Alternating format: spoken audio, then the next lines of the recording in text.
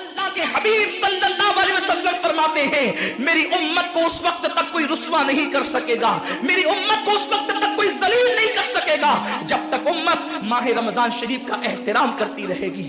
हजरत उम्मे हानी ने पूछा, या रसूल अल्लाह माह रमजान शरीफ का एहतराम करना क्या है और रमजान शरीफ का हक ज़ाय करना क्या है?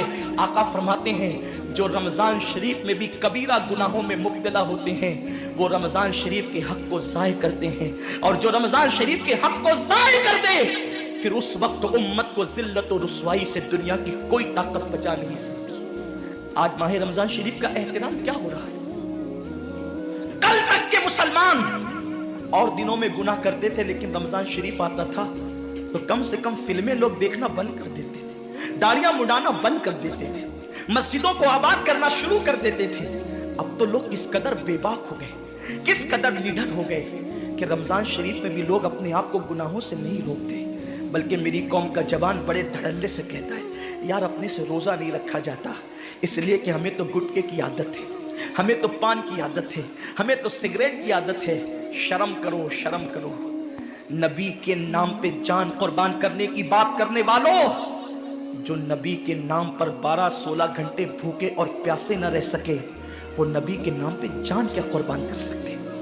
और जब से तुमने एहतराम रमजानुल मुबारक तर्क कर दिया तुम्हारी आबरू को लोगों ने खेल बना लिया, और अब तो लोगों को एहसास गुनाह भी नहीं रहा, एहसास जुर्म भी नहीं रहा। गुनाह के साथ अगर एहसास गुनाह इंसान की जिंदगी में है तो इंसान अपने आप को गुनाहों से बचा लेता है, लेकिन अब हमारे अंदर एहसास गुनाह नहीं। अब तो हम गुनाह को हुनर समझते हैं, अब तो हम गुनाहों को फैशन समझते हैं। एहसास गुनाह क्या है? अगर इंसान गुनहगार हो और एहसास गुनाह भी हो तो वो एक ना एक दिन सुधर जाता है, वो एक ना एक दिन संवर जाता है। हमारे पास एहसास गुनाह खत्म हो गया। आइए बताऊं एहसास गुनाह कितनी कीमती चीज है। रमजान शरीफ में खा रहे हैं, पी रहे हैं, बल्कि मुसलमानों की होटलें बंद है तो गैर मुस्लिमों की होटलों में खा रहे हैं, छुप छुप कर घरों में खा रहे हैं। लोगों से छुप कर खाने वालों, जो तेरा कुछ नहीं बिगाड़ सकता तू उस इंसान से छुप करके खा रहा है। जो खुदा तुझे सजा देगा क्या तू उसकी निगाहों से भी छुप सकता है? और रोजे भी क्या रोजे रह गए, अब तो रोजे भी रस्म बन गए। जो रोजे रखते हैं रमजान शरीफ में उनको रोजा रखने की आदत है, वो रोजे को इबादत नहीं समझते। जो रोजा आदत बन जाए वो निजात नहीं दिला सकता, जो रोजा इबादत बन जाए वो निजात दिला सकता। एक तो रोजे की आदत है और एक तो रोजा इबादत है। रोजा आदत और इबादत में फर्क क्या है? आदत ये सब ने रखा हम भी रख लें, ये आदत है। न रखेंगे तो क्या जवाब देंगे, ये आदत है। न रखेंगे तो लोग ताना देंगे, आदत है। फिर रोजा इबादत क्या है?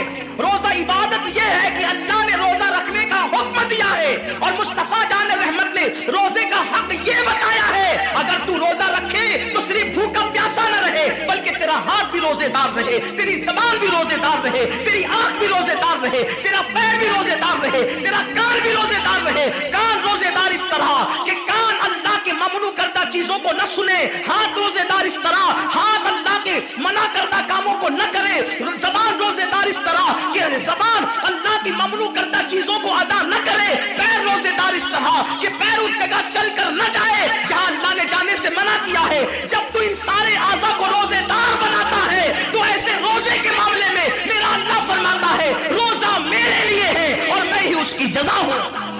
हर अमल की जज़ा जन्नत है, रोजे की जज़ा खुदा की जात है। इसीलिए आका फरमाते हैं रोजेदार को दो खुशी है, एक तो इफ्तार के वक्त, दूसरा लिकाए रहमान के वक्त, खुदा की जियारत के वक्त। सहाबा ने पूछा आका हम अल्लाह की जियारत कैसे करेंगे? आका फरमाते हैं जैसे तुम आसमान पे चांद देखते हो बिला तमसील उसी तरह तुम खुदा की जियारत किया करोगे। ये रोजेदारों की शान है। आज के रोजे क्या है? जिसमें झगड़ा, जिसमें गीबत, जिसमें चुगली, जिसमें फसाद। रोजे को आदत मत बनाओ, रोजे को इबादत बनाओ। एहसास मिट गया, इबादतों का एहसास मिट गया, गुनाहों का एहसास खत्म हो गया। जब तक के लोगों में गुनाहों का एहसास जिंदा था वो इबादत करके भी अल्लाह से डरते थे, वो इबादत करके भी रब की बारगाह में आंसू बहाते थे कि मौला मैं तो हक अदा न कर सका। लेकिन आज एहसास नहीं है, इसीलिए लोग हंसते हंसते इफ्तार करते हैं। हालांकि सहाबा का मामूल था, जब इफ्तार का वक्त आता वो हाथों को उठा करके रोते और कहते, मौला रोजा तो चला गया लेकिन रोजे का हक ना अदा हो सका। आंसू बहाते, डरते। लेकिन आज ऐसा कुछ भी नहीं है। हमारी सारी नियतें तो दस्तरखान पे लगी होती है इफ्तार के वक्त। आइए एक बात निकल आई, एहसास गुनाह। क्या है एहसास गुनाह? आका ने फरमाया ना कि जब रमजान शरीफ का हक ज़ाय कर दोगे तो अल्लाह तुमसे इज्जत को छीन लेगा, तुम जलील और रुस्वा हो जाओगे। एहसास खत्म है गुनाह का। इसीलिए रमजान शरीफ में भी गुनाह करते हैं, और गुनाह कर रहे हैं तो जलील हो रहे हैं। एहसास किसे कहते हैं? एहसास यह कि मैंने क्या किया। छोटे से गुनाह को बड़ा समझना, मैंने क्या किया। एक खातून बारगाह रिसालत में आई और अर्ज किया, या रसूल अल्लाह मुझसे जिना हो गया है, मैंने बहुत बड़ा जुर्म कर लिया है, आप मुझ पे हद लगा दें, हद जारी कर दें ताकि मैं गुनाह से पाक हो जाऊं। अल्लाह के हबीब ने एहसास से गुनाह देख करके फरमाया कि जा, अभी तेरे पेट में बच्चा है, तेरे जुर्म की सजा तेरे पेट के बच्चे को नहीं दी जा सकती। अगर तुझ पे हद लगेगी तो वो बच्चा भी खत्म हो जाएगा। जब बच्चा पैदा हो जाए उसके बाद आना। बच्चा पैदा हो गया तो वो लेकर के आई। आका फरमाते हैं तेरी जान चली जाएगी तो इसकी परवरिश कौन करेगा, इसको दूध कौन पिलाएगा? जा इसको दूध पिला उस वक्त तक जब तक ये खाने न लगे। वो बच्चे को 2 साल तक दूध पिलाती रही, और जब बारगाह रिसालत में आई तो बच्चे के हाथ में रोटी का टुकड़ा दे करके आई। बच्चा रोटी खा रहा था। अर्ज़ की, आका मुझ पे हद जारी करें ताकि मेरा गुनाह जो मेरे दामन पे लगा है वो धुल जाए। हुजूर ने 3 मरतबा उसको अपने दरवाजे से टाला।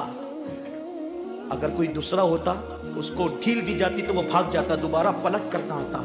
लेकिन एहसास गुनाह था, गुनाह का एहसास था कि यहां गुनाह मिट जाए ताकि वहां जवाब देने से बच जाऊं। उस खातून ने 3री मरतबा हाजिरी दी, हुजूर अब मेरा बच्चा रोटी खाने लगा है, मुझ पे हद लगा दे ताकि मैं पाक हो जाऊं। अल्लाह के हबीब ने फरमाया, अल्लाह की बंदी, जब अल्लाह ने तेरे जुर्म पे पर्दे डाल दिए थे तो तूने इजहार जुर्म क्यों किया? अब चूंकि तू जुर्म का इजहार कर चुकी है, इकबाल गुनाह कर चुकी है, अब तुझ पे हद लगाई जाएगी। और उसको संगसार कर दिया गया। जब वो मर चुकी और उसको दफन कर दिया गया तो किसी ने कहा, कितनी बदबख्त थी वो औरत जिसने रसूल पाक के दौर में मुंह काला किया। मेरे नबी ने फरमाया, तो उसका गुनाह देखता है तो उसका एहसास से गुनाह नहीं देखता। उसने ऐसी तौबा की है, अगर उसकी तौबा 70 जहन्नमियों पे तकसीम की जाती तो अल्लाह उनको भी जन्नत अता फरमा देता। आकाए करीम सल्लल्लाहु अलैहि वसल्लम फरमाते हैं, जो रमजान शरीफ में गुनाह कबीरा करते हैं। अब गुनाह कबीरा की बहुत बड़ी तारीफ है, उसको नहीं बयान करूंगा, लेकिन जो गुनाह कबीरा बड़ा गुनाह करते हैं, पहली बात तो चूंकि मेरा मसलक सूफिया है, सूफिया से किसी ने पूछा कि गुनाह बड़ा क्या है। इमाम गजाली फरमाते हैं, ना कोई गुनाह छोटा है ना कोई गुनाह बड़ा है। बात तो ये है, जिस गुनाह पर खुदा तेरी पकड़ कर ले वही गुनाह सबसे बड़ा है, और जिस नेकी पर खुदा तुझे बख्श दे वही नेकी सबसे बड़ी है। किसी गुनाह को छोटा समझ के मत करो, पता नहीं वो किस गुनाह पे नाराज हो जाए। तो अल्लाह के हबीब सल्लल्लाहु अलैहि वसल्लम फरमाते हैं, जो रमजान शरीफ में बड़ा गुनाह कबीरा गुनाह करते हैं, साल भर तक फरिश्ते उस पे लानत करते रहते हैं। और अगर उसी साल उसको मौत आ जाए, उसी साल जिसने माह रमजान में गुनाह कबीरा किया था, उसने बड़ा गुनाह किया था। अब बड़े बड़े गुनाहों को गिनाया गया। मिसाल के तौर पर किसी औरत पर गलत नियत से नजर डालना, यह गुनाह कबीरा है। झूठी कसम खाना, यह गुनाह कबीरा है। नाप तोल में कमी करना, यह गुनाह कबीरा है। किसी को देखकर उसका मजाक उड़ा के दिल दुखाना, यह गुनाह कबीरा है। किसी की अमानत में खयानत करना, यह गुनाह कबीरा है। माँ बाप का दिल दुखाना, यह गुनाह कबीरा है। कुफ्र करना, यह गुनाह कबीरा है, बल्कि अकबरुल कबायर है।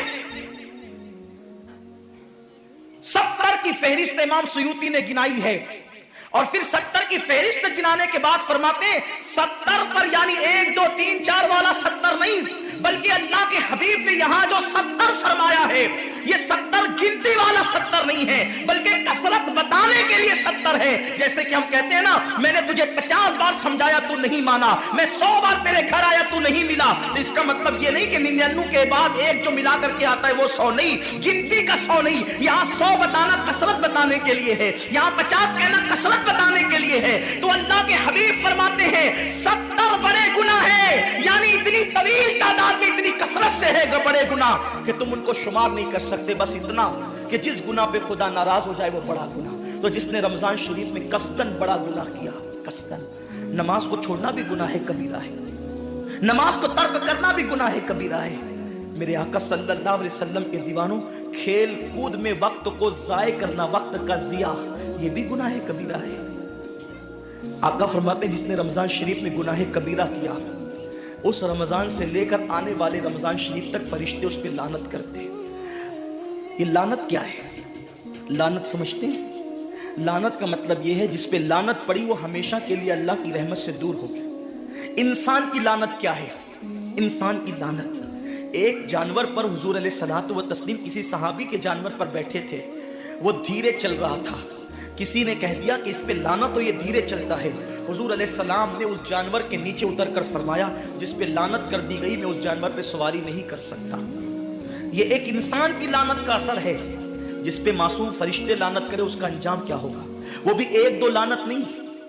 रमजान शरीफ को छोटा मत समझिए, एक के 70 पर आपकी नजर है, गुनाह नेकियों की कसरत पे आपकी नजर है, गुनाहों की तबाही पे आपकी नजर नहीं है। अल्लाह के रसूल सल्लल्लाहु अलैहि वसल्लम ने फरमाया जैसे माह रमजान शरीफ में नेकियों का दर्जा बढ़ जाता है, वैसे माह रमजान शरीफ में गुनाहों का भी मामला बढ़ जाता है।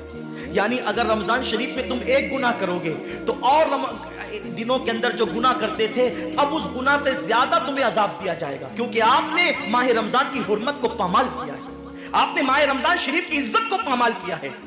तो सोचो, इंसान की लानत पड़े, ये हाल है। तो जिस पे फरिश्तों की, वो भी एक दो नहीं, पूरे साल तक फरिश्ते लानत करते हैं। और अल्लाह के नबी सादिक व मस्दूक नबी ने फरमाया कि अगर वो उसी साल रमजान शरीफ आने से पहले पहले मर जाए तो उसके पास कोई नेकी नहीं होगी जो उसको जहन्नम की आग से बचा सके, और उसका ठिकाना तो जहन्नम ही होगा। खुदा के लिए अपने हाल पे रहम करो, अपने आप को जहन्नम का ईंधन मत बनाओ। हमारा जिस्म इतना ताकतवर नहीं है कि हम अपने जिस्म पर जहन्नम के अजाब को बर्दाश्त कर सके। मेरी कौम के जवानों, अपनी जवानी पे इतराने वालों, अपनी कुव्वत पे नाश करने वालों, अल्लाह के रसूल सल्लल्लाहु अलैहि वसल्लम फरमाते हैं कि जहन्नम की आग की एक चिंगारी अगर दुनिया के समुद्र में डाल दी जाए तो दुनिया के सारे समुद्र आग से भड़कने लगे। उस चिंगारी को, वो जहन्नम की चिंगारी को समुद्र ठंडा नहीं कर सकते, बल्कि समुद्र को वो एक चिंगारी भड़का देगी और समुद्रों के अंदर आग लग जाएगी। जो एक चिंगारी सारे समुद्र को भड़का दे, अल्लाह अकबर, उस जहन्नम के अंदर ये छोटा सा वजूद, जो छोटी सी, अल्लाह अकबर, अगरबत्ती के चटके को बर्दाश्त नहीं कर सकता, जो चिराग की लौ की तेज को, जो चिराग की लौ की हरारत को बर्दाश्त नहीं कर सकता, जो सिगरेट के चटके पर बेकरार हो जाता है, ये छोटा सा वजूद जब जहन्नम के अंदर दाखिल किया जाएगा, उस वक्त इस वजूद का क्या होगा? मेरे आका मुस्तफा जान रहमत फरमाते हैं कि जब पहाड़ों को जहन्नम में डाला जाएगा तो पहाड़ ऐसे पिघलने लगेंगे जैसे नमक को पानी में डालने से नमक पिघलने लगता है। मेरे भाइयों, खुदा के लिए अपने हाल पर रहम करो, अपने आप को जहन्नम का ईंधन मत बनाओ। अल्लाह अकबर, तरावी के वक्त में पैर फैलाकर मोहल्लों में बैठने वालों, रोजों के वक्त में छुप छुपा कर खाने वालों, अल्लाह की गैरत को चैलेंज मत करो। अल्लाह के हबीब ने फरमा दिया कि जो गुनाह कबीरा रमजान शरीफ में करेगा, साल भर फरिश्तों की लानत होगी। आप कहते हैं मुसलमान कलमा पढ़ता है, मुसलमान नबी का गुलाम है, मुसलमान नबी पे जान कुर्बान करने के लिए तैयार है, इतनी मुसीबतों में क्यों है, इतनी तकलीफों में क्यों है, क्यों तबाह हो रहा है मुसलमान? अरे जिस पर फरिश्ते पूरी साल साल लानत करे, वो कौम तबाह न होगी तो क्या होगा? उस कौम के घर न जलेंगे तो क्या होगा? उस कौम की बेटियों की आबरू न लूटेगी तो क्या होगा? वो कौम गुर्बत की चक्की में न पिसेगी तो क्या होगा? आओ सच्ची तौबा कर लो, तौबा के दरवाजे खुले हुए हैं, अपने गुनाहों का एहसास कर लो, नादिम होकर कुदरत की बारगाह में पलट जाओ। मेरा रब फरमाता है फफिर्रू इलल्लाह, कहां जा रहे हो? दौड़ो अल्लाह की तरफ, पलटो अल्लाह की तरफ, बड़े से बड़ा पापी अगर खुदा की तरफ एहसास गुनाह लेकर, निदामत के आंसू लेकर अल्लाह की बारगाह में पलटा है तो अल्लाह ने उसको मगफिरत का परवाना अता किया है। मेरे रब का वादा है, जो मेरी बारगाह में पलटते हैं मैं उनको लौटाता नहीं हूं, मैं उनको माफ कर देता हूं। सबक़त रहमती अला गज़बी, मेरी रहमत मेरे गज़ब पे सबक़त ले गई है। वो रब जो 70 माओं से ज्यादा प्यार करता है, उम्मत की तबाही का इतना ही ख्याल है तो हम रमजान शरीफ का एहतराम क्यों नहीं करते? हम रमजान शरीफ का एहतमाम क्यों नहीं करते? क्यों हम अल्लाह की इबादत की तरफ नहीं आते? आओ अपने गुनाहों का एहसास लेकर खुदा की बारगाह में पलटो ताकि तबाही से बच जाओ। एक हदीस पाक का मफहूम पढ़कर अपनी गुफ्तगू को इख्तिताम की तरफ लेकर चलो। ये उम्मत अगर गुनाह का एहसास कर ले, एहसास से गुनाह कर ले, हम तबाही से अभी भी बच सकते हैं। अल्लाह करीम है, बहुत मेहरबान है, गफ्फार है, उसको माफ करना पसंद है। बल्कि यहां तक फरमाया कि मेरा बंदा अगर सारी दुनिया के इंसानों के जराइम लेकर शर्मिंदा हो के मेरी बारगाह में आए तो भी मैं उसको माफ कर देता। क्या एहसास था लोगों को गुनाह का, बल्कि गुनाह नहीं, ना करदा गुनाहों का भी लोगों को एहसास था। एक हदीस पाक का मफहूम पढ़ता हूं। हजरत सालेबा इब्न अब्दुल रहमान, ये एक जवान इंसान है। इब्तिदाई जवानी में इनको हुजूर का दामन नसीब हो गया और ये मुसलमान हो गए। हुजूर के हाथों पे कलमा पड़ा। क्या नसीबे थे उनके जिन्होंने कलमा देने वाले नबी के हाथों पे कलमा पड़ा था। क्या नसीबे थे उनके जिन्होंने नमाज लाने वाले नबी के पीछे नमाजें पढ़ी थी। क्या नसीबे थे उनके जिन्होंने बशक्ल मुस्तफ़ा अल्लाह के नूर को देखा था। क्या नसीबे थे उनके जिनकी आंखों को खुदा भी प्यार से देखता था। क्या नसीबे थे उनके जिनका मुट्ठी भर जौ खैरात करना लोगों के ओहद पहाड़ सोना खैरात करने से भी ज्यादा बेहतर था। क्या नसीबे थे उनके जिनके घोड़ों की टापों से लगने वाली धूल की कसम कुरान ने याद फरमाई है। क्या नसीबे थे उनके जिस तरह जन्नत का होना यकीनी करार दिया गया है, उन सहाबा का जन्नती होना यकीनी करार दिया गया। क्या नसीबे थे उनके जिनकी इक्तिदा को निजात का जरिया करार दिया गया। क्या नसीबे थे उनके जिनको देखना जहन्नम से निजात का जरिया करार दिया गया। क्या नसीबे थे उनके जिनकी सोहबत अल्लाह अकबर रसूलुल्लाह की सोहबत की नियाबत का जरिया करार दे दिया गया। अल्लाह अल्लाह, क्या नसीब वाले थे। लेकिन हुजूर की तरबियत ने उनको किस कदर अजीम, मोतबर और मोहतरम बना दिया था। सालेबा इब्न अब्दुल रहमान जवानी की इब्तिदा में मुसलमान हुए। शौक ये था ज्यादातर वक्त मैंने अल्लाह के नबी सल्लल्लाहु अलैहि वसल्लम की चौखट पे गुजारना है। करीम आका से बंदा परवर गरीब परवर आका से अर्ज़ की, आका जवानी की इब्तिदा है, मैं ये चाहता हूँ कि ज्यादातर वक्त आपकी सोहबत पे गुजारूं। मेरे नबी ने किसी को ना नहीं कहा। मेरे करीम आका ने फरमाया सालेबा तुझे इजाजत है। और फिर सालेबा जब हुजूर की चौखट पे रात और दिन रहने लगे तो आका ने उनकी ड्यूटी मुकर्रर कर दी। अगर किसी को बुलाना होता सरकार उनको भेज करके बुलाते। कोई सौदा सलफ लाना होता हुजूर उनको लाने के लिए भेज देते। कोई ऐलान करना होता उनको कभी कभी मुनादी बना दिया जाता। सालेबा इब्न अब्दुल रहमान को एक मर्तबा मेरे करीम आका सल्लल्लाहु अलैहि वसल्लम ने एक सहाबी के घर पे भेजा। हदीस पाक का मफहूम है, अभी इब्तिदाई दिन थे, तरबियत अभी मुकम्मल न हुई थी, तरबियत के अय्याम जारी थे, अभी तरबियत से वो गुजर रहे थे। अल्लाह अकबर, किसी के घर जाओ तो आदाब ये है कि किसी के दरवाजे पे दस्तक देकर साइड में खड़े हो जाओ ताकि अगर वो दरवाजा खोले तो उसके घर में तुम्हारी नजर नहीं पड़ना चाहिए। मेरे करीम आका फरमाते हैं अपने घरों की छत पर बिला उज़्र शरई न चढ़ा करो, इसलिए कि अगर तुम अपने घर की छत पर चढ़ोगे और किसी के घर में तुम्हारी नजर पड़ गई तो अल्लाह उस नजर के बारे में भी तुमसे सवाल करेगा। खाली घरों में नजर डालने पर भी मेरे नबी ने मना किया है। जो लोगों की आबरू पे नजर डालते हैं उनका अंजाम क्या होगा। हालत रोजा में जो इंटरनेट पर जिना के मनाजिर देखते हैं उनका अंजाम क्या होगा। जो रोजे की अजीम रातों के अंदर क्रिकेट मोहल्ले में खेलते हुए वक्त को जाय कर देते हैं उनका अंजाम क्या होगा। आज के लोग कहते हैं मौलाना आखिर ये क्रिकेट से मौलवियों को क्या दुश्मनी है। बड़े बड़े दीनदार लोग क्रिकेट खेलते हैं, क्रिकेट में क्या गुनाह है। ना उसमें बदनजरी है, ना बदनिगाही है, ना ये है, ना वो है, ना वो है। याद रखना क्रिकेट में अगर कोई गुनाह ना भी हो तो जो वक्त जाय हो रहा है ना, ये क्या कोई कम गुनाह है। वक्त को जाय करना खुद गुनाह है, वक्त का जिया खुद गुनाह है। अल्लाह के हबीब सल्लल्लाहु अलैहि वसल्लम फरमाते हैं जिसने दुनिया में एक लम्हा जाय किया होगा वो क़यामत के दिन पछताएगा कि मैंने एक लम्हा क्यों ज़ाया कर दिया। घंटों सबकी नींद बर्बाद करते हो, खराब करते हो, पूरी रात जगते हो। अगर वो रात मुसल्ले पर गुजरे तो फिर क्या बात है। आज लोग कहते हैं मुसलमानों को तरक्की क्यों नहीं मिलती। कल तक मुसलमान ताजदार था, आज मुसलमान भिखारी हो गया। हम कहते हैं उस वक्त तक मुसलमान ताजदार था जब उसकी रातें मुसल्ले पर अपने गुनाहों को याद करके रोते हुए गुजरती थी। अब तो रोना ही नहीं आता। क्यों? क्योंकि गुनाह का एहसास खत्म हो गया। एहसास ज़िया जिस कौम से खत्म हो जाए फिर उस कौम को खत्म कर दिया जाता है। अल्लाह के हबीब सल्लल्लाहु अलैहि वसल्लम फरमाते हैं, अगर तेरे घर में कोई झांके और इस्लामी हुकूमत हो और तू उसकी आंख में नेजा मारकर उसको अंधा कर दे तो तुझ पर कोई मुआखजा नहीं। उसने झांका क्यों? इस्लामी हुकूमत हो तो कानून ये है, आप किसी के घर में झांक नहीं सकते। और आज हालत ये है कि पड़ोसी की बेटियां हमारी नजरों से महफूज नहीं। कौम तुम्हारा अच्छा मजाक उड़ा रही है।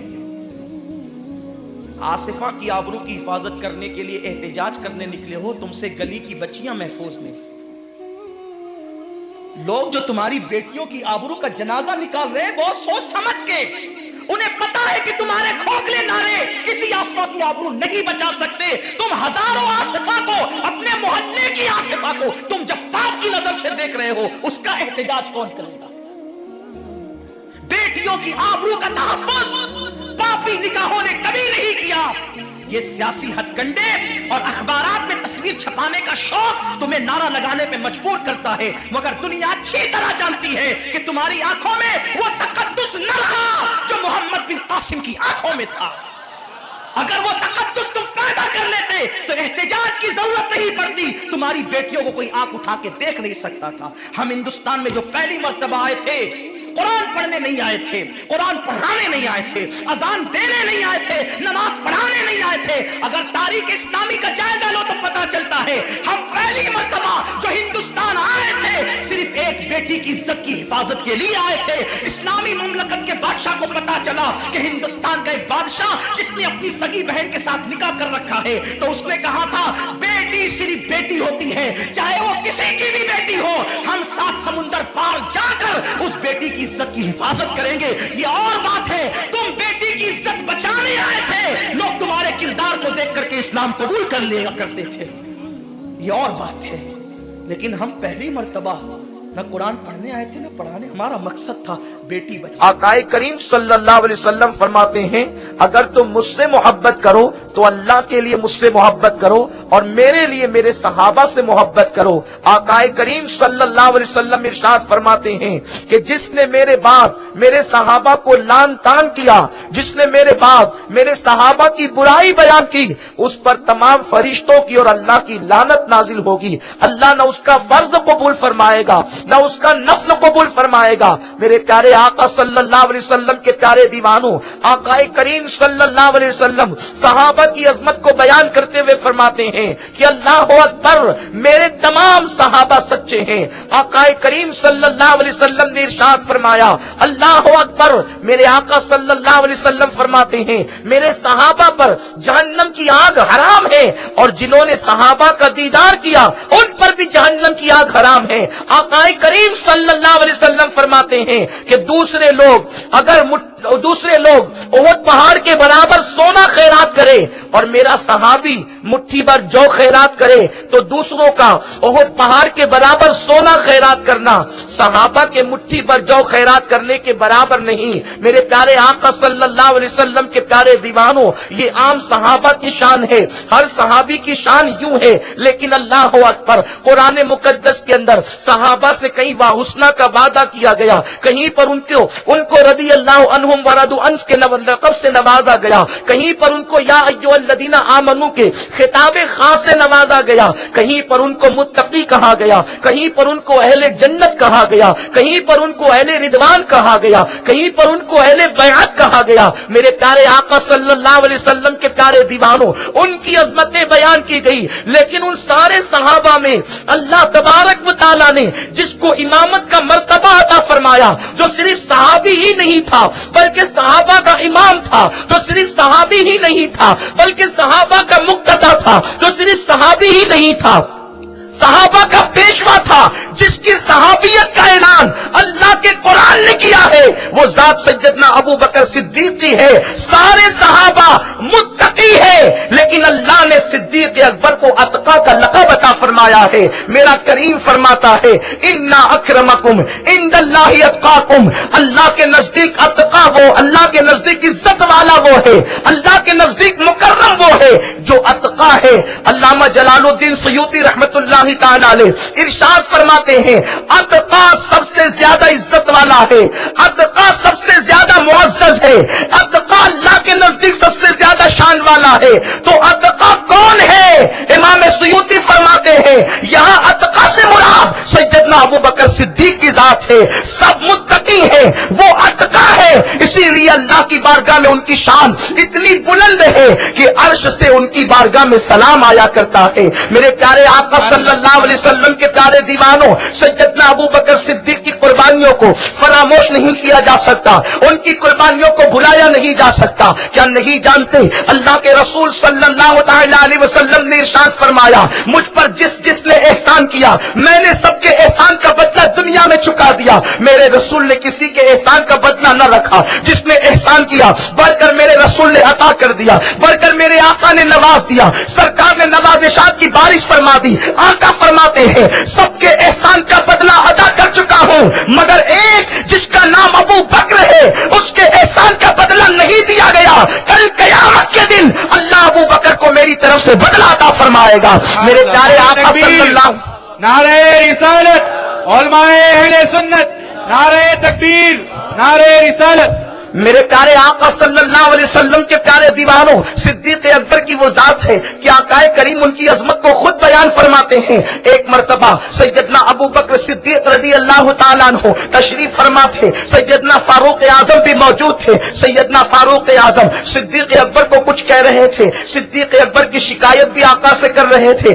آقا کریم صلی اللہ علیہ وسلم کو جب صدیق اکبر کے حوالے سے بار بار سیدنا فاروق اعظم نے شکایت کی تو آقا کریم نے فرمایا میری خاطر میرے ابو بکر کو چھوڑ دیا کرو، اگر مجھ سے محبت ہے تو میرے ابو بکر سے محبت کرو۔ میرے پیارے آقا صلی اللہ علیہ وسلم کے پیارے دیوانوں، صدیق اکبر کی ذات وہ ذات ہے کہ اللہ اکبر، آج عظمت رسالت کے ڈنکے ہم بجاتے ہیں، آقا کریم کی تعریف کرتے ہیں، آقا کی شان بیان کرتے ہیں، لیکن آج شان بیان کی جاتی ہے تو لوگ نعرہ تکبیر بلند کرتے ہیں، لوگ سبحان اللہ کی داد و تحسین سے نوازتے ہیں، کہیں پر عزت دی جاتی ہے، کہیں پر گلوں سے استقبال کیا جاتا ہے۔ یہ سب حضور علیہ السلام کی مدحت کی بنیاد پر ہے، آقا کی تعریف و توصیف کی بنیاد پر ہے۔ ایسے وقت میں جب کسی کی تعریف کرنے پر انعامات مل رہے ہوں تو پھر دشمن بھی تعریف کرتے ہوئے نظر آتے ہیں، لیکن اللہ اکبر، صدیق اکبر نے اس دن میرے نبی کی تعریف کی ہے جب لوگوں نے داد نہیں دی بلکہ صدیق اکبر کو پتھروں کی برسات سے نوازا۔ آقا کریم صلی اللہ علیہ وسلم کی تعریف کی بنیاد پر صدیق کو پتھر مارے گئے، صدیق کو جوتے مارے گئے، صدیق پر لاٹیاں برسائی گئی۔ کیا نہیں جانتے امت کا سب سے پہلا وہ خطیب جس نے عظمت رسالت پر خطاب کیا ہے وہ صدیق اکبر کی ذات ہے، اور وہ بھی کہاں کیا ہے؟ دشمنوں کے سامنے کیا ہے، کعبۃ اللہ کے سامنے کیا ہے۔ ایک مرتبہ صدیق کہتے ہیں یا رسول اللہ، مکے والے آپ کو نہیں جانتے، چلے میں بتاتا ہوں کہ آپ کون ہیں۔ میرے سرکار کو صدیق لے کر کے آئے اور آقا کا رخ بددعا دیکھتے ہوئے سرکار کی عظمت کو بیان کیا۔ اے مکہ والوں، اللہ کے رسول تمہیں جنت کی طرف بلاتے ہیں، خدا وحدہ لا شریک کی طرف بلاتے ہیں۔ صدیق میرے نبی کی شان بیان کر رہے ہیں۔ اے صدیق، تم پر میرے ماں باپ قربان، وہ سما کیسا ہوگا جب محبوب خدا تشریف فرما ہوگا اور صدیق نعت مصطفیٰ بیان کر رہا ہوگا، صدیق عظمت مصطفیٰ بلند کر رہا ہوگا۔ نعرہ رسالت، اولاد غوث اعظم، دارالعلوم برکات خواجہ صدیق عظمت رسول بیان کرتے ہیں۔ کفار مکہ کی طرف سے حملہ ہوتا ہے، صحابہ نے آقا کریم صلی اللہ علیہ وسلم کو اپنے گھیرے میں لے کر کے نکال لیا۔ دبلا پتلا وجود ہے صدیق کا، وجود کے اعتبار سے دبلا پتلا وجود، لیکن عشق رسول کے اعتبار سے اتنے مضبوط ہے کہ مولائے کائنات سے کسی نے پوچھا علی صحابہ میں سب سے زیادہ شجاع بہادر کون تھا؟ یہ بیچارے شیعہ کیا جانے مقام صدیق کو. ارے علی سے پوچھو مقام صدیق کیا ہے، صدیق کا مرتبہ کیا ہے. علی کے مرتضیٰ سے پوچھنے والے پر میں قربان کہ اس نے پوچھا بھی تو باب مدینۃ العلم سے پوچھا، اس نے پوچھا بھی تو علی کے مرتضیٰ سے پوچھا، اس لیے کہ میرے رسول نے کہا علی حق کے ساتھ ہے، حق علی کے ساتھ ہے. اب علی جس کے لیے جو کہتے وہ سند کا درج کرتا ہے. صدیق کے مقام کے لیے ہم کہیں اور نہیں جاتے، ہم علی سے سنتے ہیں، صدیق کو مانتے چلے جاتے ہیں. اسی لیے تو کہتے ہیں اہل سنت کا کر دینا پار اصحاب حضور نجم ہے اور نام ہے عطرت رسول اللہ کی. علی کے نام پہ کھانے والوں تم کیا جانو مقام صدیق کیا ہے. علی کا نام لے کر علی کی نہیں مانتے، علی کا نام لے کر علی کی باتوں کا کوئی وزن نہیں ہے تمہارے درمیان. سناؤ فاتح خیبر سے کسی نے پوچھا، فاتح خیبر کسی معمولی ہستی کا نام نہیں جس نے الٹے ہاتھ سے 150 من کا دروازہ اکھاڑ کر کے ڈھال بنا کر پھینک دیا، پھر 70 کھسکا نہ سکے. اس عظیم المرتبہ شجاع اور بہادر سے پوچھا گیا علی یہ بتائیں سب سے زیادہ صحابہ میں بہادر کون تھا؟ مولا نے بھی بڑا عجیب جواب دیا، فرماتے ہیں سب سے زیادہ بہادر ابو بکر تھے، سب سے زیادہ بہادر ابو بکر تھے. ابو بکر کہاں؟ ان کی بہادری اس دن دیکھنے میں آئی جب بدر کا میدان سج رہا تھا اور میدان بدر میں صحابہ کی میٹنگ ہوئی تو یہ پوچھا گیا بتاؤ اللہ کے رسول صلی اللہ علیہ وسلم کے قریب کون رکے گا، حضور کی حفاظت بظاہر کون کرے گا، آقا کریم صلی اللہ علیہ وسلم کا پہرا کون دے گا. اس لیے کہ ممکن ہے کہ دشمن آ جائے اور جانے کائنات پر حملہ کر دے، مصطفیٰ کریم پر حملہ کر دے. ایک چھت بنایا گیا تھا جس کو عریش کہا جاتا ہے، آج بھی وہاں پر مسجد عریش موجود ہے. آقا کریم کو وہاں روکنا تھا، سرکار کو وہاں بٹھانا تھا. اب آپ اندازہ فرمائے بڑے بڑے سورماؤں کو کہا گیا، بڑے بڑے بہادروں کو کہا گیا تم رکو، فلاں تم رکو، فلاں تم رکو، لیکن کسی نے رکنے کی حامی نہیں بھری. اپنے چچا سے لڑنے کی ہمت کی، ماموں سے لڑنے کی ہمت کی، بیٹے پہ تلوار چلانے کی جرات کی، لیکن حضور علیہ السلام پہ پہرا دینے کی ہمت نہ ہوئی. اس لیے کہ معاذ اللہ اور صحابہ عاشق رسول نہیں تھے، واللہ قطعاً ایسا نہیں. وہ یہ سوچتے تھے کہ اتنی بڑی ذمہ داری ہم نبھا نہیں سکیں گے، اگر میرے پہرا دینے کی وجہ سے اگر دشمن آ گیا اور میں مقابلہ نہ کر سکا تو بتاؤ کہ پھر ساری زندگی جو ہے یہ داغ دل پر رہے گا کہ میں پہرا نہ دے سکا تھا اور آقا کریم کو زخمی کر دیا گیا، آقا علیہ السلام کو تکلیف پہنچا دی گئی، حضور کو مشکل میں ڈال دیا گیا، آقا کو مشقت میں ڈال دیا گیا، کوئی رکنے کے لیے تیار نہ ہوا.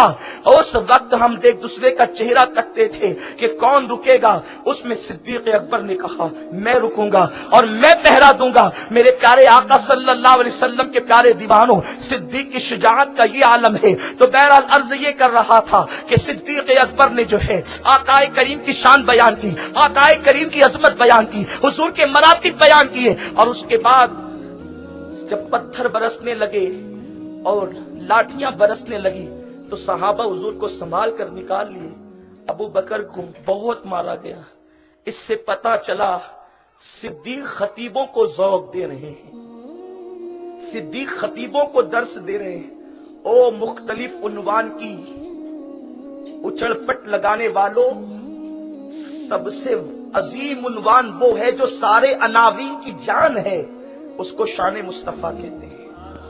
ہر عنوان کی عظمت اپنی جگہ ہے، لیکن عظمت رسول کا عنوان چھوڑ کر جو عنوان بھی بولو گے ناقص رہے گا. یہی ایک عنوان وہ ہے جو انسان کے ایمان کو مکمل کر دیتا ہے. انسان کے ایمان کی تکمیل کر دیتا ہے۔ آج نماز کے عنوان پہ گفتگو تو ہوتی ہے لیکن عظمت رسالت کو چھوڑ دیا جاتا ہے، روزے کے ذوق دلائے جاتے ہیں لیکن عظمت رسول بتائی نہیں جاتی۔ نتیجہ یہ ہے کہ نمازیں اور روزے تو رہ گئے لیکن دل میں عظمت مصطفیٰ نہ ہونے کی وجہ سے اب وہ نمازیں اٹھک بیٹھک کے سوا کچھ نہیں رہ گئی۔ اور جہاں عظمت رسول کے نام پہ جلسے بھی ہوتے ہیں، سیرت النبی کے نام پہ جلسے بھی ہوتے ہیں، وہاں پر بس یہی باتیں بتائی جاتی ہے۔ آقا نے بڑھیا کا بوجھ اٹھایا، سرکار نے اپنے گھر میں جھاڑو دی، آقا کریم نے نالین درست کر لی۔ نادان یہ ساری چیزیں تو میرے رسول نے کی، ذرا یہ بھی تو بتا دے کہ انہوں نے اشارہ کیا تو چاند ٹکڑے ہو گئے، ذرا یہ بھی تو بتا دے انہوں نے اشارہ کیا تو سورج پلٹ کر کے آ گیا، ان کی انگلیوں سے پانی کے چشمے جاری ہو گئے، انہوں نے آواز لگائی تو جابر کے مردہ بچے دوڑتے ہوئے آ گئے، ذرا یہ بھی تو کہہ دے انہوں نے اشارہ کیا تو اللہ اکبر کنکریوں نے کلمہ پڑھ لیا، قربان جائیں۔ اللہ امام یوسف نبہانی فرماتے ہیں آقا کریم نے ایک لقمہ اٹھایا، لقمہ حضور علیہ السلام کے ہاتھوں میں تسبیح کرنے لگا، کبھی محسوس بھی کیا آخر لقمے نے حضور کے ہاتھوں میں تسبیح کیوں کیا؟ اس لیے کہ جب انسان کسی اونچے مقام پر پہنچتا ہے تو وہ اللہ کی تسبیح کرتا ہے اور یہ شکر کرتا ہے کہ میں کتنی بلندی پر آ گیا۔ خدا کی قسم لقمہ میرے نبی کے ہاتھوں میں آ کر خدا کی تسبیح کر رہا ہے کہ مولا تو نے مجھے کتنا اچھا ہاتھ عطا کر دیا اور مجھے کس کے لیے تو نے منتخب فرما دیا۔ تو یہ ساری چیزیں آقا کریم کی عظمت ہے، عظمت مصطفیٰ کے بغیر ایمان کا تصور نہیں کیا جا سکتا۔ اس لیے میرے پیارے آقا صلی اللہ علیہ وسلم کے پیارے دیوانوں، صدیق اکبر خطبہ کو مزاج دے رہے ہیں، اگر بولنا ہے تو آقا کی عظمت پر بولو، حضور کی شان پر بولو، حضور کے مراتب پر بولو۔ میرے پیارے آقا صلی اللہ علیہ وسلم کے پیارے دیوانوں، لیجئے قائد محترم حضور امیر سنی دعوت اسلامی تشریف لائے، حضرت کا استقبال کریں۔ نعرہ تکبیر، نعرہ رسالت، علماء اہل سنت، داعیے کبیر، عطائے مفتی اعظم ہند، نعرہ تکبیر، نعرہ رسالت۔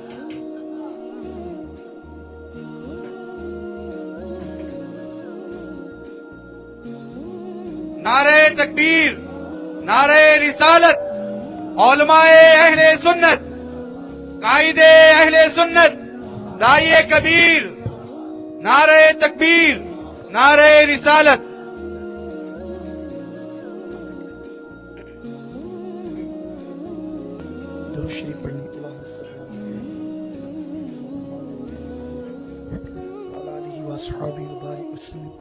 الصلاۃ والسلام علیک یا رسول اللہ صلی اللہ تعالی علیہ وسلم۔ ہمارے امیر محترم قائد محترم تشریف لا چکے ہیں اور میں بہت زیادہ دیر حضرت کے سامنے گفتگو نہیں کروں گا، میں اپنی گفتگو کو سمیٹتا ہوں ایک مرتبہ۔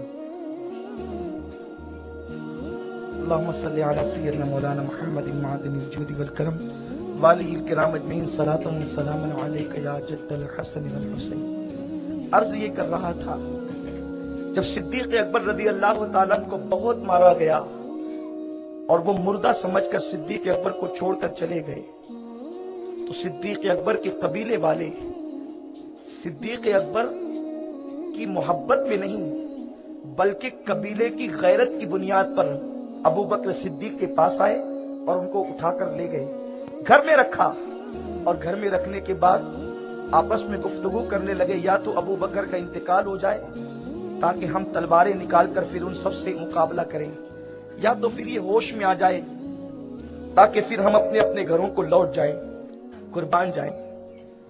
قبیلے کے لوگ ارد گرد کھڑے ہیں۔ بہت دیر کے بعد جب صدیق اکبر کو ہوش آتا ہے تو لوگ صدیق اکبر کی خیریت پوچھتے ہو، ابو بکر کیسے ہو؟ صدیق اکبر کوئی جواب دینے کی بجائے کہتے ہیں پہلے یہ بتاؤ میرے آقا کیسے ہیں، میرے سرکار کیسے ہیں؟ قبیلے والوں کو غصہ آیا، ہم تو اس کے لیے اتنی دیر سے یہاں کھڑے ہیں اور یہ تو کسی اور کی محبت میں گرفتار ہے، غصے سے چلے گئے۔ اور اس کے بعد جب سب چلے گئے، ماں آخر ماں ہوتی ہے، ماں کی ممتا بڑی عظیم ہوا کرتی ہے۔ ماں نے کہا بیٹے دودھ پی لے۔ صدیق اکبر نے کہا ماں جب تک کہ اپنے آقا کا چہرہ نہیں دیکھوں گا اس وقت تک نہ میں کچھ کھاؤں گا نہ کچھ پیوں گا۔ میں تم سے پوچھنا چاہتا ہوں یہ عشق رسول کیسا عظیم عشق رسول ہے، یہ محبت رسول کیسی عظیم محبت ہے کہ بے ہوشی کے بعد ہوش آتا ہے تو لوگ پانی مانگتے ہیں، لوگ کھانا مانگتے ہیں۔ صدیق सिद्दीक मेरे रसूल का चेहरा देखना चाहते हैं, आका का दीदार करना चाहते हैं। क्यों न हो, क्योंकि सिद्दीक अकबर की तमन्ना ये है। एक दिन अर्ज किया था, या रसूल अल्लाह मुझे 3 चीजें बहुत पसंद है, जिसमें से पहली चीज ये है कि निगाहें मेरी हो और चेहरा आपका हो, मैं दीदार करता रहूं, मैं आपके रुखे बद्दुआ को तकता रहूं। सिद्दीक अकबर ने माँ से कहा, माँ मैं अपनी आका को जब तक देख नहीं लेता उस वक्त तक कि मैं कुछ खाऊंगा पीऊंगा नहीं। माँ ने कहा ठीक है, लेकिन कैसे पता चले कि तेरे महबूब का हाल क्या है? आपने फरमाया, उमर की बहन उम्मे जमील बिनते खत्ताब को बुलाओ। उनको बुला करके लाया गया। हजरत सिद्दीक ने उनसे पूछा, आका कैसे हैं? तो उन्होंने आंखों का इशारा करके वालिदा की तरफ कहा। तो कहा कोई फिक्र की बात नहीं, यहाँ से बात बाहर नहीं जाएगी। फिर उन्होंने बताया कि हुजूर दार अरकम में खैरियत से हैं। सिद्दीक ने फरमाया, मुझे लेकर के चलो। माँ के सहारे और उम्मे जमील के सहारे सरकार सिद्दीक अकबर आकाए करीम सल्लल्लाहु अलैहि वसल्लम की तरफ बढ़े। अल्लाह अकबर। जैसे सिद्दीक अकबर दारे अरकम की तरफ बढ़ रहे थे, आकाए करीम उठ करके खड़े हो गए और सरकार ने फरमाया, यार की खुशबू आ रही है। और आकाए करीम दारे अरकम के दरवाजे तक के आए तो देखा कि सिद्दीक अकबर माँ के और उम्मे जमील के सहारे से तशरीफ ला रहे थे। मेरे सरकार ने आगोश फैलाकर अबू बकर को अपने गले लगाकर फरमाया, अबू बकर कैसे हो? तो सिद्दीक का जवाब ये था, या रसूल अल्लाह आप सलामत है, मेरा सब कुछ सलामत है। मेरे प्यारे आका सल्लल्लाहु अलैहि वसल्लम के प्यारे दीवानों, ये सिद्दीक अकबर की जात है, वो अबू बकर सिद्दीक। आज लोग इश्क के दावेदार हैं, इश्क रसूल पर तकरीर करते हुए रोते भी हैं, आंखों से आंसू भी जारी होते हैं, लेकिन जब उनका किरदार देखो, वो एक तरफ नातों पर झूम भी रहे हैं, इश्क रसूल के हवाले से रो भी रहे हैं, लेकिन जहां गुस्ताखे रसूल की बात आई वहां दिल नर्म से नर्म तर है। बल्कि इत्तेहाद की बात की जाती है। मेरे प्यारे आका अलैहिस्सलाम के प्यारे दीवानों, सिद्दीक का मसलक ये है कि जिसने रसूल की शान में अदना सी तौहीन कर दी, अगर बाप भी है तो उसकी भी रियायत न की जाए। तबरानी की रिवायत है, वो दुबला पुतला वजूद रखने वाले अबू बकर एक मर्तबा आस्तीन चढ़ाकर हालत गुस्से में थर थर कांपते हुए आकाए करीम की बारगाह में पहुंचे। इस हिकायत को रवाफिज ने भी अपनी किताबों में लिखा तबरानी के हवाले से। आस्तीन चढ़ी हुई अंदाज तो देखें, आस्तीन चढ़ी है, वजूद गुस्से से थर थर कांप रहा है, आकाए करीम की बारगाह में हाजिर हैं। मेरे सरकार ने पूछा, अबू बकर ये होलिया बनाकर यहाँ क्यों आए हो और गुस्से से थर थर कांप रहे हो, वजह क्या है? सिद्दीक कहते हैं बड़े अदब के साथ, या रसूल अल्लाह वो मेरा बाप है ना उस्मान अबू कहाफा, आका मैंने उसको जो है वो घूंसा मारा और वो बेहोश होकर जमीन पे गिर पड़ा। आका ने फरमाया, बाप को क्यों मार के आए हो? सिद्दीक कहते हैं, या रसूल अल्लाह आज उसने आपकी शान में नाजेबा कलमात कह दिए, मुझसे बर्दाश्त नहीं हुआ, मैंने उसके मुंह पे मुक्का मारा। आका या तो दो में से कोई एक काम कर दे, उसके लिए हिदायत की दुआ कर दे, या फिर मुझे इजाजत दे कि मैं उसको कत्ल कर दूं, क्योंकि मुझे बाप नहीं चाहिए, मुझे अल्लाह का हबीब चाहिए। आप गौर तो फरमाए, अबू कहाफा ने क्या कहा था? बस एक जुमला, क्या सब कुछ छोड़कर मोहम्मद के पीछे घूमता रहता है? बस इस एक जुमले को नाजेबा समझकर सिद्दीक अकबर ने बाप के मुंह पे घूंसा मार दिया। ये सिद्दीक अकबर का इश्क रसूल है और बता दिया कि इश्क मुस्तफा तवल्ला बेतबर्रा नेस्त मुमकिन। मुजद्दिद अल्फसानी ने अपने मकतूबात में फरमाया कि मोहब्बत नफरत के बगैर मुकम्मल हो ही नहीं सकती। इश्क मुस्तफा की तकमील उस वक्त तक नहीं होगी जब तक के दुश्मनाने रसूल से दूर न रहा जाए। इसीलिए इमाम अहले सुन्नत फरमाते हैं, दुश्मने अहमद पे शिद्दत कीजिए, मुल्हिदों की क्या मुरब्बत कीजिए, गैस में जल जाए बेदीनों के दिल, या रसूल अल्लाह की कसरत कीजिए, शिरक ठहरे जिसमें ताज़ीम हबीब, उस बुरे मजहब पे लानत कीजिए। मेरे प्यारे आका सल्लल्लाहु अलैहि वसल्लम के प्यारे दीवानों, वो बाप के मुंह पर मुक्का मारने वाला ये कहकर कि अल्लाह अकबर मुझे बाप नहीं रसूल पाक चाहिए, आप अंदाजा اندازہ تو فرمائے اس کا عشق رسول کتنا عظیم ہوگا. لیکن وقت کی ستم ظریفی دیکھیے, حالات کا بدلاؤ دیکھیے, مشق شدہ تاریخ دیکھیے. آج اسی ابو بکر پر تانا لگایا جاتا ہے, اسی صدیق کو گالیاں دی جاتی ہے کہ اس نے اہل بیت کا حق مارا, اس نے فدق لے کر کے ظلم کیا, اور پھر یہ داستانیں بک بک کر کے عوام کو گمراہ کیا جاتا ہے, اہل بیت کے ماننے والوں کو بدگمان کیا جاتا ہے. سنو, صدیق اہل بیت کا حق مارنے والا نہیں, بلکہ احتجاج تبرسی میرے پاس موجود ہے. علامہ تبرسی کہلانے والا شخص احتجاج تبرسی میں خود لکھتا ہے کہ اللہ اکبر, ایک مرتبہ کوئی آیا اور آنے کے بعد کہنے لگا, اے ابو بکر, تم نے فاطمہ کو وہ حدیث فدق کے حوالے سے جو سنائی, وہ سن کر فاطمہ تم سے ناراض ہو گئی اور اب وہ تم سے ناراض رہتی ہے. ظاہر سی بات ہے کہ ہر انسان کے ارد گرد کچھ لوگ بڑوں کے ارد گرد حالہ بنانے والے ہوتے ہیں اور غلط باتیں پہنچانے کی کوشش کرتے ہیں, لیکن صدیق وہ تھے کہ کسی کا حالہ ان کو غلط فہمی میں مبتلا نہیں کر سکتا تھا. جیسے ہی صدیق اکبر کو کہا گیا کہ فاطمہ تم سے ناراض ہو گئی, اور وہ فاطمہ کون فاطمہ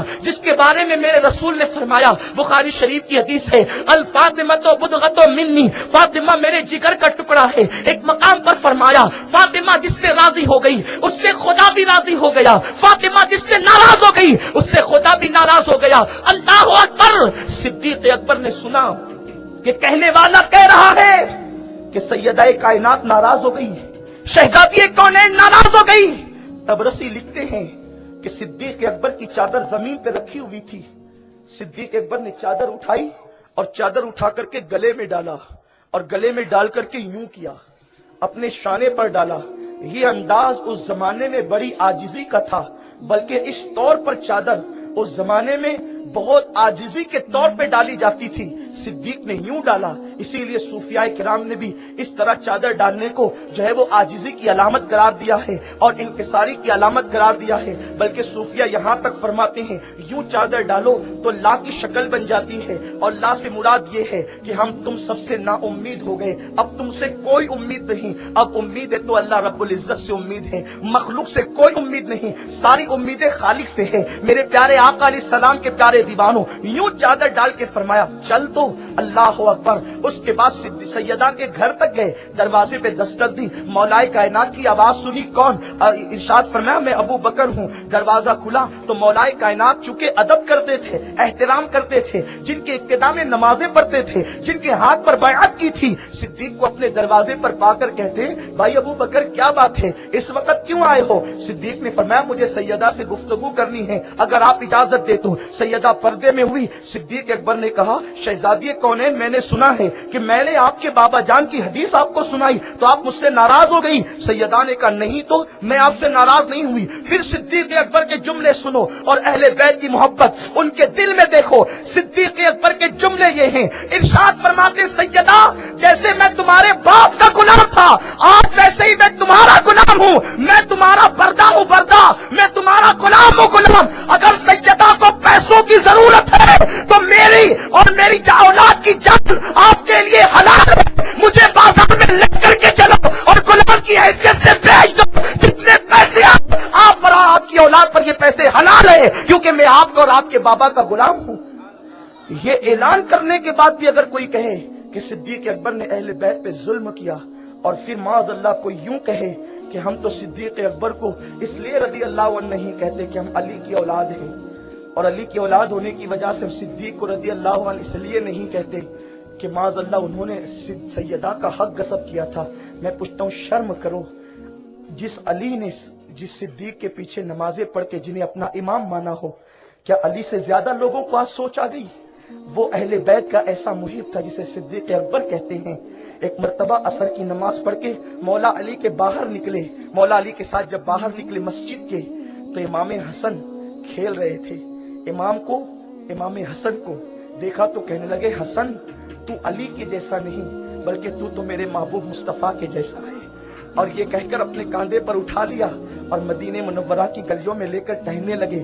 کسی نے کہا ابو بکر کیا کر رہے ہو؟ فرماتے تعجب کیوں کرتا ہے کہ میں کیا کر رہا ہوں, جو میں نے اپنے محبوب مصطفیٰ کریم کو کرتے دیکھا ہے وہی میں بھی کر رہا ہوں. یہ صدیق اکبر رضی اللہ تعالیٰ کا مزاج ہے. تو میرے پیارے آقا علیہ السلام کے پیارے دیوانوں, कहीं अहले बैत की गुस्ताखी, कहीं सहाबा की गुस्ताखी में माज़अल्लाह अवाम को झोंका जा रहा है। याद रखें, हमें तो अहले बैत और सहाबा दोनों की मोहब्बत पिलाई गई है। इसीलिए तो हमारे इमाम कहते हैं, अहले सुन्नत का है बेड़ा पार अस्हाबे हुजूर। कहीं सहाबा के नाम का दावा है अहले बैत से दुश्मनी, और कहीं अहले बैत का नारा है और सहाबा से दुश्मनी। हम सुन्नियों का मुकद्दर कितना ओज पर है कि हमारे हाथ में सहाबा का भी दामन है और अहले बैत का भी दामन है, और हमारा इमाम यूं कहता है, अहले सुन्नत का है बेड़ा पार अस्हाबे हुजूर, नज्म है और नाव है इतरत रसूलुल्लाह। मुख्तसर अब मैं फतेह मक्का को अर्ज कर दूं और गुफ्तगू खत्म कर लूं कि आज की शब 20वीं रमजान शरीफ है और फतेह मक्का की आज शब है। ये इस्लाम का बड़ा अजीम रोशन और तारीखी बाब है फतेह मक्का।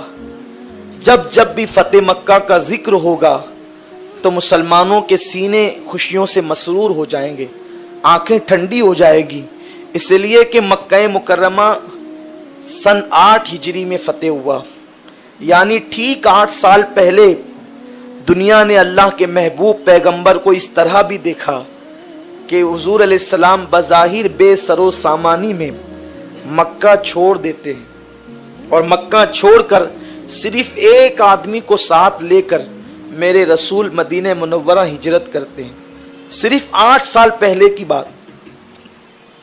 8 साल पहले एक अपने साथी को साथ लेकर मेरे रसूल मक्के से निकलते हैं, लेकिन ये अल्लाह के नबी का अज़्म था, गैबदानी थी कि जब मेरे रसूल ने काबे शरीफ का आखिरी तवाफ किया तो फरमाया, ए काबा तू मुझे बहुत महबूब है, अगर मेरी कौम मुझे न निकालती तो मैं कभी भी तुझे छोड़कर न जाता।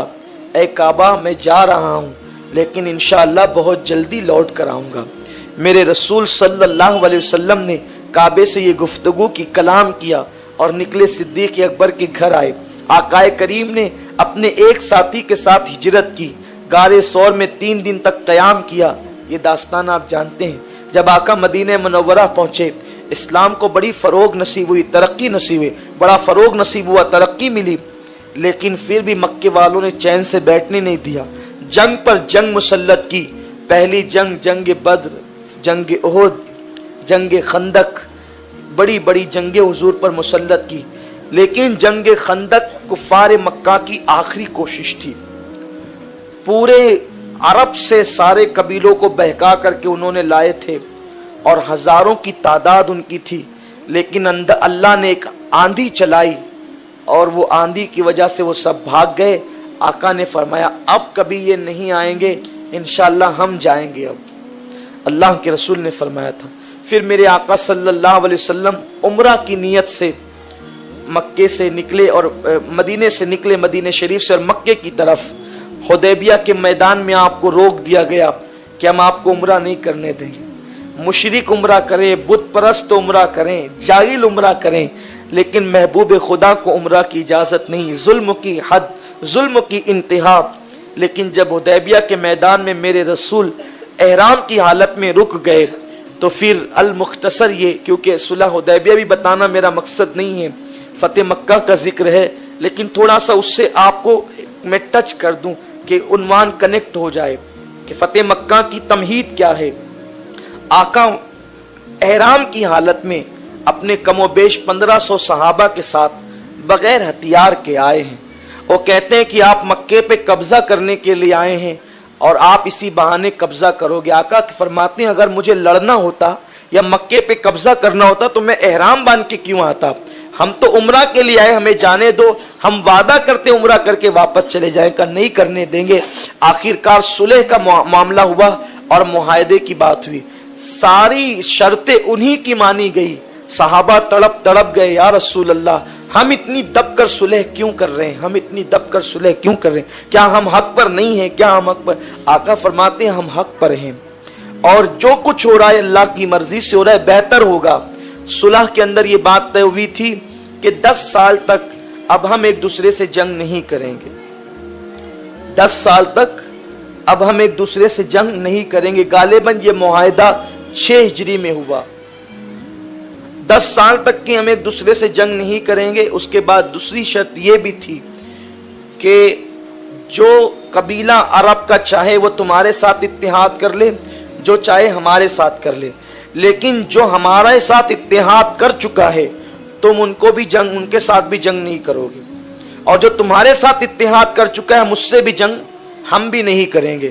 اور اس کے بعد ساری شرطیں انہی کی کہ اگر کوئی شخص مکے سے مدینے آنے چاہے تو نہیں آ سکتا ہجرت کر کے، لیکن اگر کوئی مدینے سے معاذ اللہ مدینہ چھوڑ کر مکہ آنا چاہے تو آ سکتا ہے۔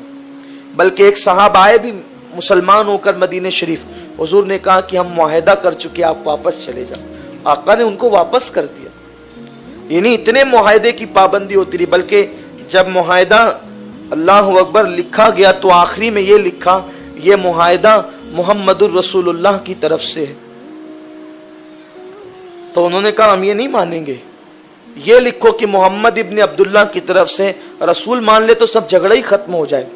معاہدہ حضرت علی مرتضیٰ لکھ رہے تھے، آپ کے ہاتھ میں قلم تھا، کیونکہ حضور علیہ السلام کی عادت کریمہ تھی، حضور دوسروں سے لکھواتے تھے، خود نہیں لکھتے تھے۔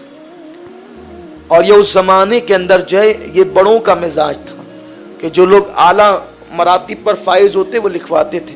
اس سے کچھ لوگوں کو مغالطہ ہوا کہ حضور کو لکھنا نہیں آتا تھا معاذ اللہ، حالانکہ حضور علیہ السلام کو قرآن کے نزول سے قبل حضور علیہ السلام لکھتے پڑھتے نہیں تھے، لیکن جب قرآن نازل ہو گیا تو پھر حضور پڑھتے بھی تھے اور لکھتے بھی تھے، اس کا ذکر ابھی ہم کر رہے ہیں۔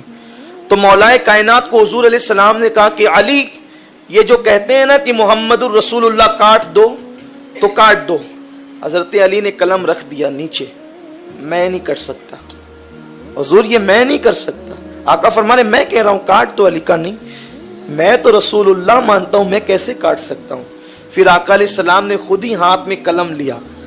اب وہ لوگ دیکھ لے جو کہتے ہیں کہ حضور ساری زندگی حضور کو لکھنا نہیں آتا تھا، جب مولا علی نے انکار کیا کہ حضور میں یہ نہیں کاٹ سکتا، تو حضور نے قلم ہاتھ میں لیا اور اتنا حصہ کاٹ کر پھر اپنا نام خود لکھا، یہ محمد ابن عبداللہ کی طرف سے۔ تو حضور نے لکھ کر بتا بھی دیا کہ میں کسی کے پاس لکھنا سیکھنے گیا نہیں، لیکن میرے اللہ نے نزول قرآن کے بعد مجھے لکھنا سکھا دیا۔ نزول قرآن سے پہلے کیوں نہیں لکھتے تھے، کیوں نہیں پڑھتے تھے؟ اس لیے کہ اگر حضور نزول قرآن سے پہلے لکھنا پڑھنا جو ہے وہ بظاہر لوگوں کے سامنے ظاہر فرما دیتے تو لوگ یہ کہتے کہ محمد دوسروں کی کتابیں پڑھ پڑھ کے اب ایک قرآن نیا بنا کر کے لائے۔ تو اللہ کی حکمت یہ تھی کہ محبوب آپ نزول قرآن سے پہلے نہ لکھیں گے نہ پڑھیں گے، تاکہ لوگوں کو پتا چلے کہ جو کسی کے پاس نہ لکھنے گیا ہو، نہ پڑھنے گیا ہو، نہ جس نے کبھی کتاب ہاتھ میں لی ہو، اگر وہ قرآن پڑھ کے سنا رہا ہے تو یقیناً قرآن اللہ کی نازل کردہ کتاب ہے۔ اس میں حکمت یہ تھی۔ لیکن آج کوئی یہ نہیں کہہ سکتا کہ حضور لکھنا نہیں جانتے تھے، حضور لکھنا سیکھتے نہیں تھے، اللہ نے انہیں سکھایا۔ تو بہرحال حضور علیہ السلام نے کاٹ کے خود لکھا، اور اس کے بعد پھر بخاری شریف کی حدیث بھی ہے، آقا علیہ السلام نے آخری وقت میں فرمایا کہ کاغذ اور قلم لاؤ تاکہ میں جو ہے وہ تم کو کچھ لکھ کر کے دے دوں۔ پھر اس پہ بعد میں کچھ معاملات ہو گئے اور پھر وہ معاملہ ٹل گیا، اس کو حدیث قرطاس کہتے ہیں۔ کبھی موقع آئے گا تو انشاءاللہ اس پر بھی گفتگو ہوگی، تاکہ آپ اس سلسلے میں بھی تاریخی معلومات اور حدیث میں کیا ہے وہ جان سکیں اور اپنے ایمان کو مضبوط کر سکیں۔ تو آقا کریم صلی اللہ علیہ وسلم نے ان کی ہر شرط مانی، اور پھر آقا علیہ السلام نے فرمایا کہ احرام کھول دو۔ تو صحابہ کرام بہت تکلیف ہوئی، افسردہ ہوئے، کوئی احرام نہ کھولتے تھے کہ ہو سکتا ہے کوئی صورت بن جائے جانے کی، کعبے کی زیارت کی کوئی صورت بن جائے۔ تو ام المومنین ام سلمہ سے آقا نے کہا کہ ام سلمہ تیری قوم عجیب ہے، میں کہتا ہوں احرام کھول دو تو کھولتے نہیں۔ کہا حضور آپ ایک کام کریں، آپ خود پہلے کھول دیں، پھر آپ دیکھیں سب خود ہی کھول دیں گے۔ آقا علیہ السلام نے احرام نکال دیا، معمول کے کپڑے پہن لیے، اور جو قربانی کے جانور تھے وہ ذبح کر دیے وہیں پر۔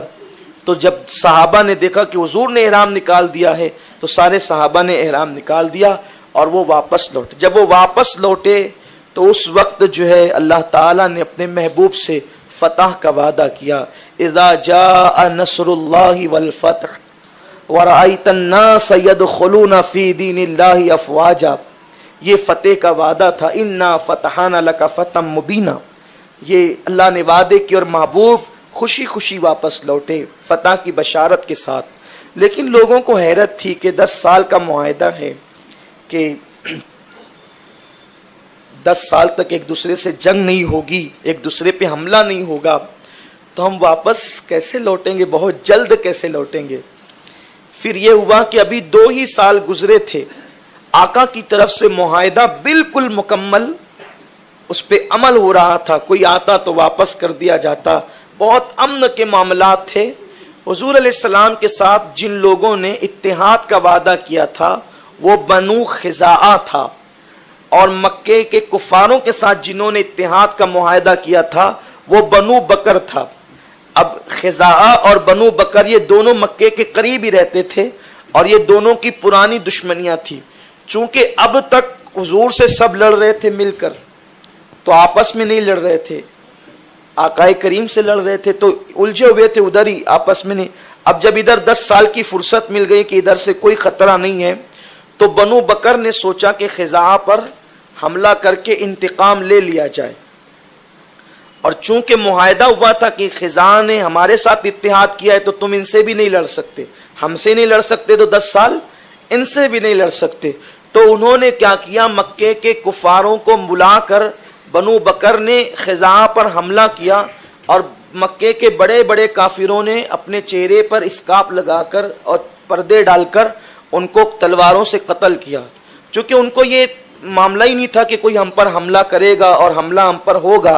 रात में हमला हुआ और उनको तलवारों से कत्ल किया गया, तो वो हमले के लिए जो ताब नहीं ला सके, चूंकि वो दिफाई पोजीशन में नहीं थे, उनके पास कुछ नहीं था।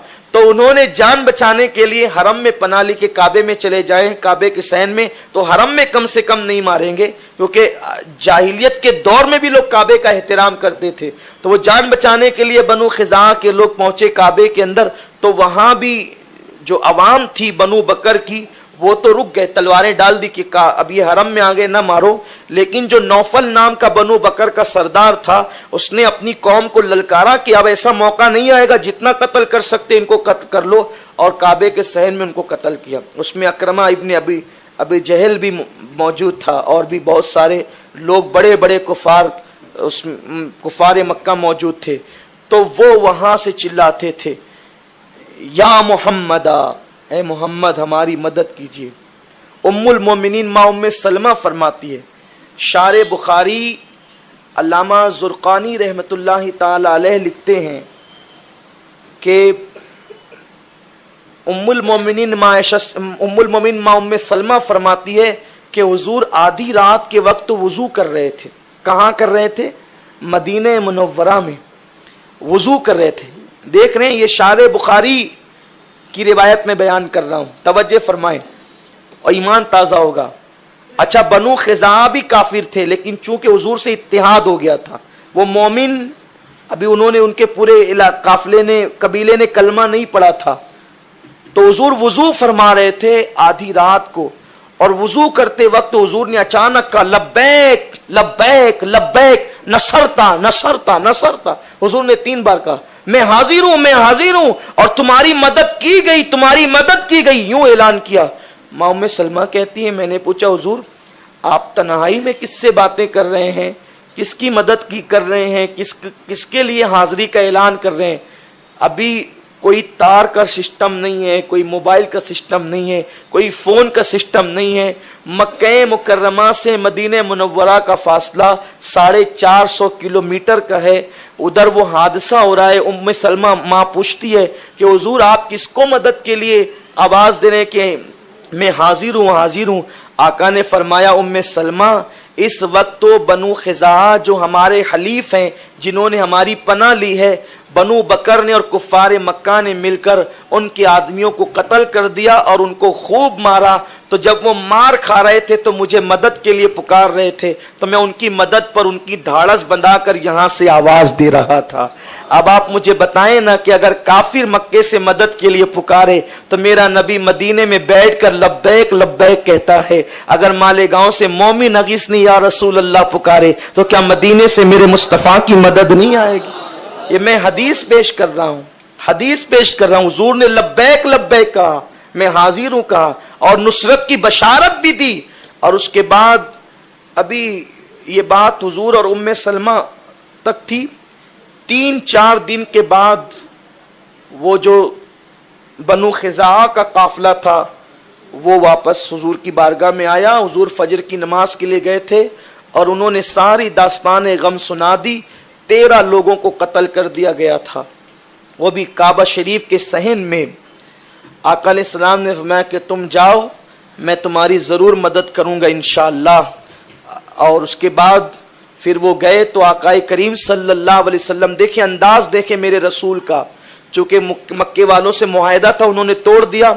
تب آقا کریم صلی اللہ علیہ وسلم نے لکھا 3 شرطیں. نمبر 1 کہ جتنے لوگوں کو تم نے قتل کیا ہے, چونکہ مل کر کے تم نے قتل کیا ہے, تو تم نے جتنے لوگوں نے مل کر کے قتل کیا ہے, جتنے لوگوں کا, وہ سب کا خون بہا ادا کرو.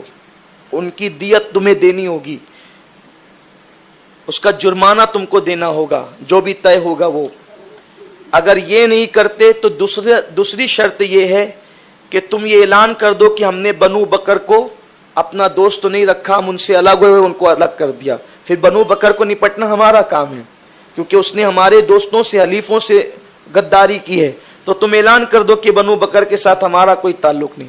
اگر یہ دوسری شرط بھی نہیں مانتے تو تیسری پھر شرط یہ ہے کہ تمہارا اور ہمارا جو 10 سال کا معاہدہ ہوا تھا وہ ختم. تینوں میں کیا منظور ہے؟ تو ایک کھڑا ہوا اور اس نے کہا کہ محمد سے جا کے کہہ دو کہ معاہدہ ٹوٹ گیا. 10 سال کا جو معاہدہ ہوا تھا وہ 2 سال میں ہی ٹوٹ گیا. قاصد خبر لے کر کے چلا. اب قاصد کے جانے پر ان کے کچھ لوگ, دیکھو ہر طبقے میں, ہر قوم کے اندر کچھ لوگ ایسے ہوتے ہیں جو بہت ذہین ہوتے ہیں. تو کچھ جو ذہین لوگ تھے, سنجیدہ لوگ, انہوں نے کہا تم نے بہت برا کیا, معاہدہ توڑ کر تم نے بہت بری بات کی. اب دیکھنا محمد تمہیں چھوڑیں گے نہیں, کیونکہ تم نے جو ہے وہ ان کے حلیف قبیلے پر حملہ کیا. تو انہی دنوں ابو سفیان ابن حرب, یا ابو سفیان ابن حرب کون ہے؟ وہی جس کی وجہ سے بدر کی جنگ ہوئی, احد کی کے معاملات میں آگے رہا, مکے کا سردار تھا. اس کی بیوی ہندا تھی, یعنی یہ حضرت امیر معاویہ کے باپ ہوتے ہیں. بعد میں انہوں نے بھی اسلام قبول کیا. تو جب اسلام قبول کرنے کے بعد کی داستان بیان کی جاتی ہے تو ان کو رضی اللہ عنہ کہتے ہیں. اس سے پہلے جب داستان بیان ہوتی ہے تو احتیاطاً اسی لہجے میں گفتگو, اسی انداز میں کرتے ہیں, لیکن اس میں بھی ادب کا پہلو ملحوظ رکھتے ہیں. تو ابو سفیان بن حرب کی بیوی ہندا نے خواب دیکھا کہ میں نے خون کی ایک نہر دیکھی, اور اس کے بعد وہ خون کی نہر غائب ہو گئی, اور انہی دنوں یہ واقعہ پیش آیا. تو سب لوگ ڈرے سہمے تھے, تو کہا کہ ابو سفیان تو جلدی سے جا اور کسی بھی طرح سے تو محمد کو دوبارہ صلح کے لیے, کہ وہ جو صلح حدیبیہ تھی ہم اس کی تجدید کرتے ہیں معاہدے کی, ہم اس کے لیے تیار ہیں, آپ جو کہیں گے کرنے تیار ہیں.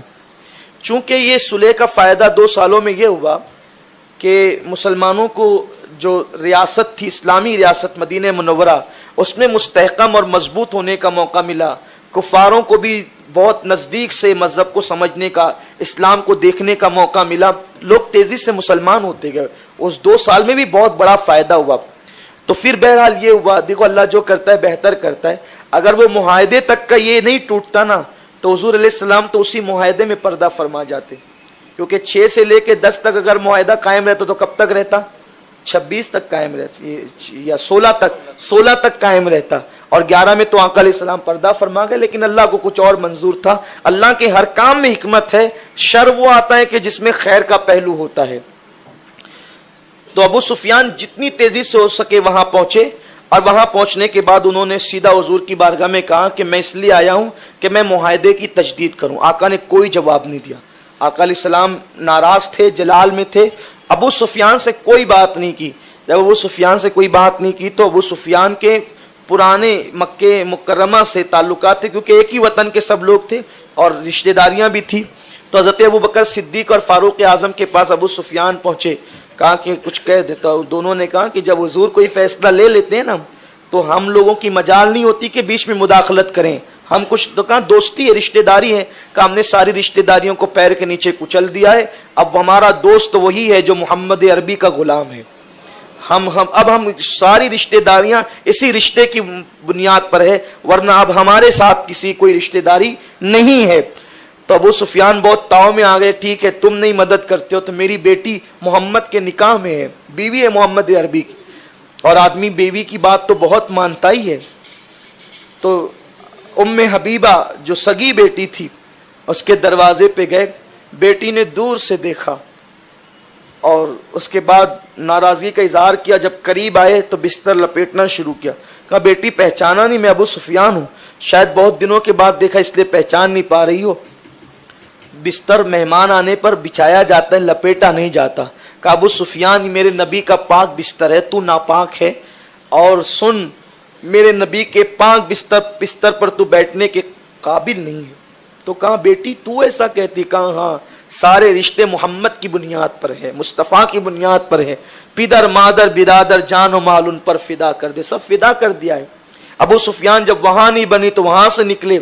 एक आखिरी चौखट थी जिसे अली की चौखट कहा जाता है, सैयदा फातिमा की चौखट। वहां आए, मौला अली से सैयदा फातिमा से कहा कि तुम लोग कुछ करो, तुम्हारी बहुत सुनी जाती है। मौला अली ने कहा कि हम कुछ नहीं कर सकते, हुजूर ने जो फैसला ले लिया हम कुछ नहीं कर सकते, आका के फैसले पर कोई आगे नहीं जा सकता। तो इमाम हसन 5 साल के गालिबन थे, सामने बैठे हुए थे।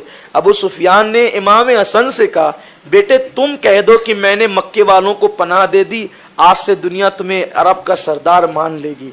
सैयदा फातिमा ने फौरन कहा नहीं बेटे, इन सारे मामलात में बच्चों को मुदाखलत करने का हक क्या है। और उसके बाद मौला अली ने कहा देख अबू सुफियान, मैं तुझे एक मशवरा देता हूँ, हालांकि कोई फायदा नहीं होगा, जब मेरी चौखट से आया तो खाली ना जा। एक मशवरा तुझे देता हूँ कि तू जा मस्जिद में और जाके ऐलान कर दे कि मैंने सुलह की तजदीद कर दी।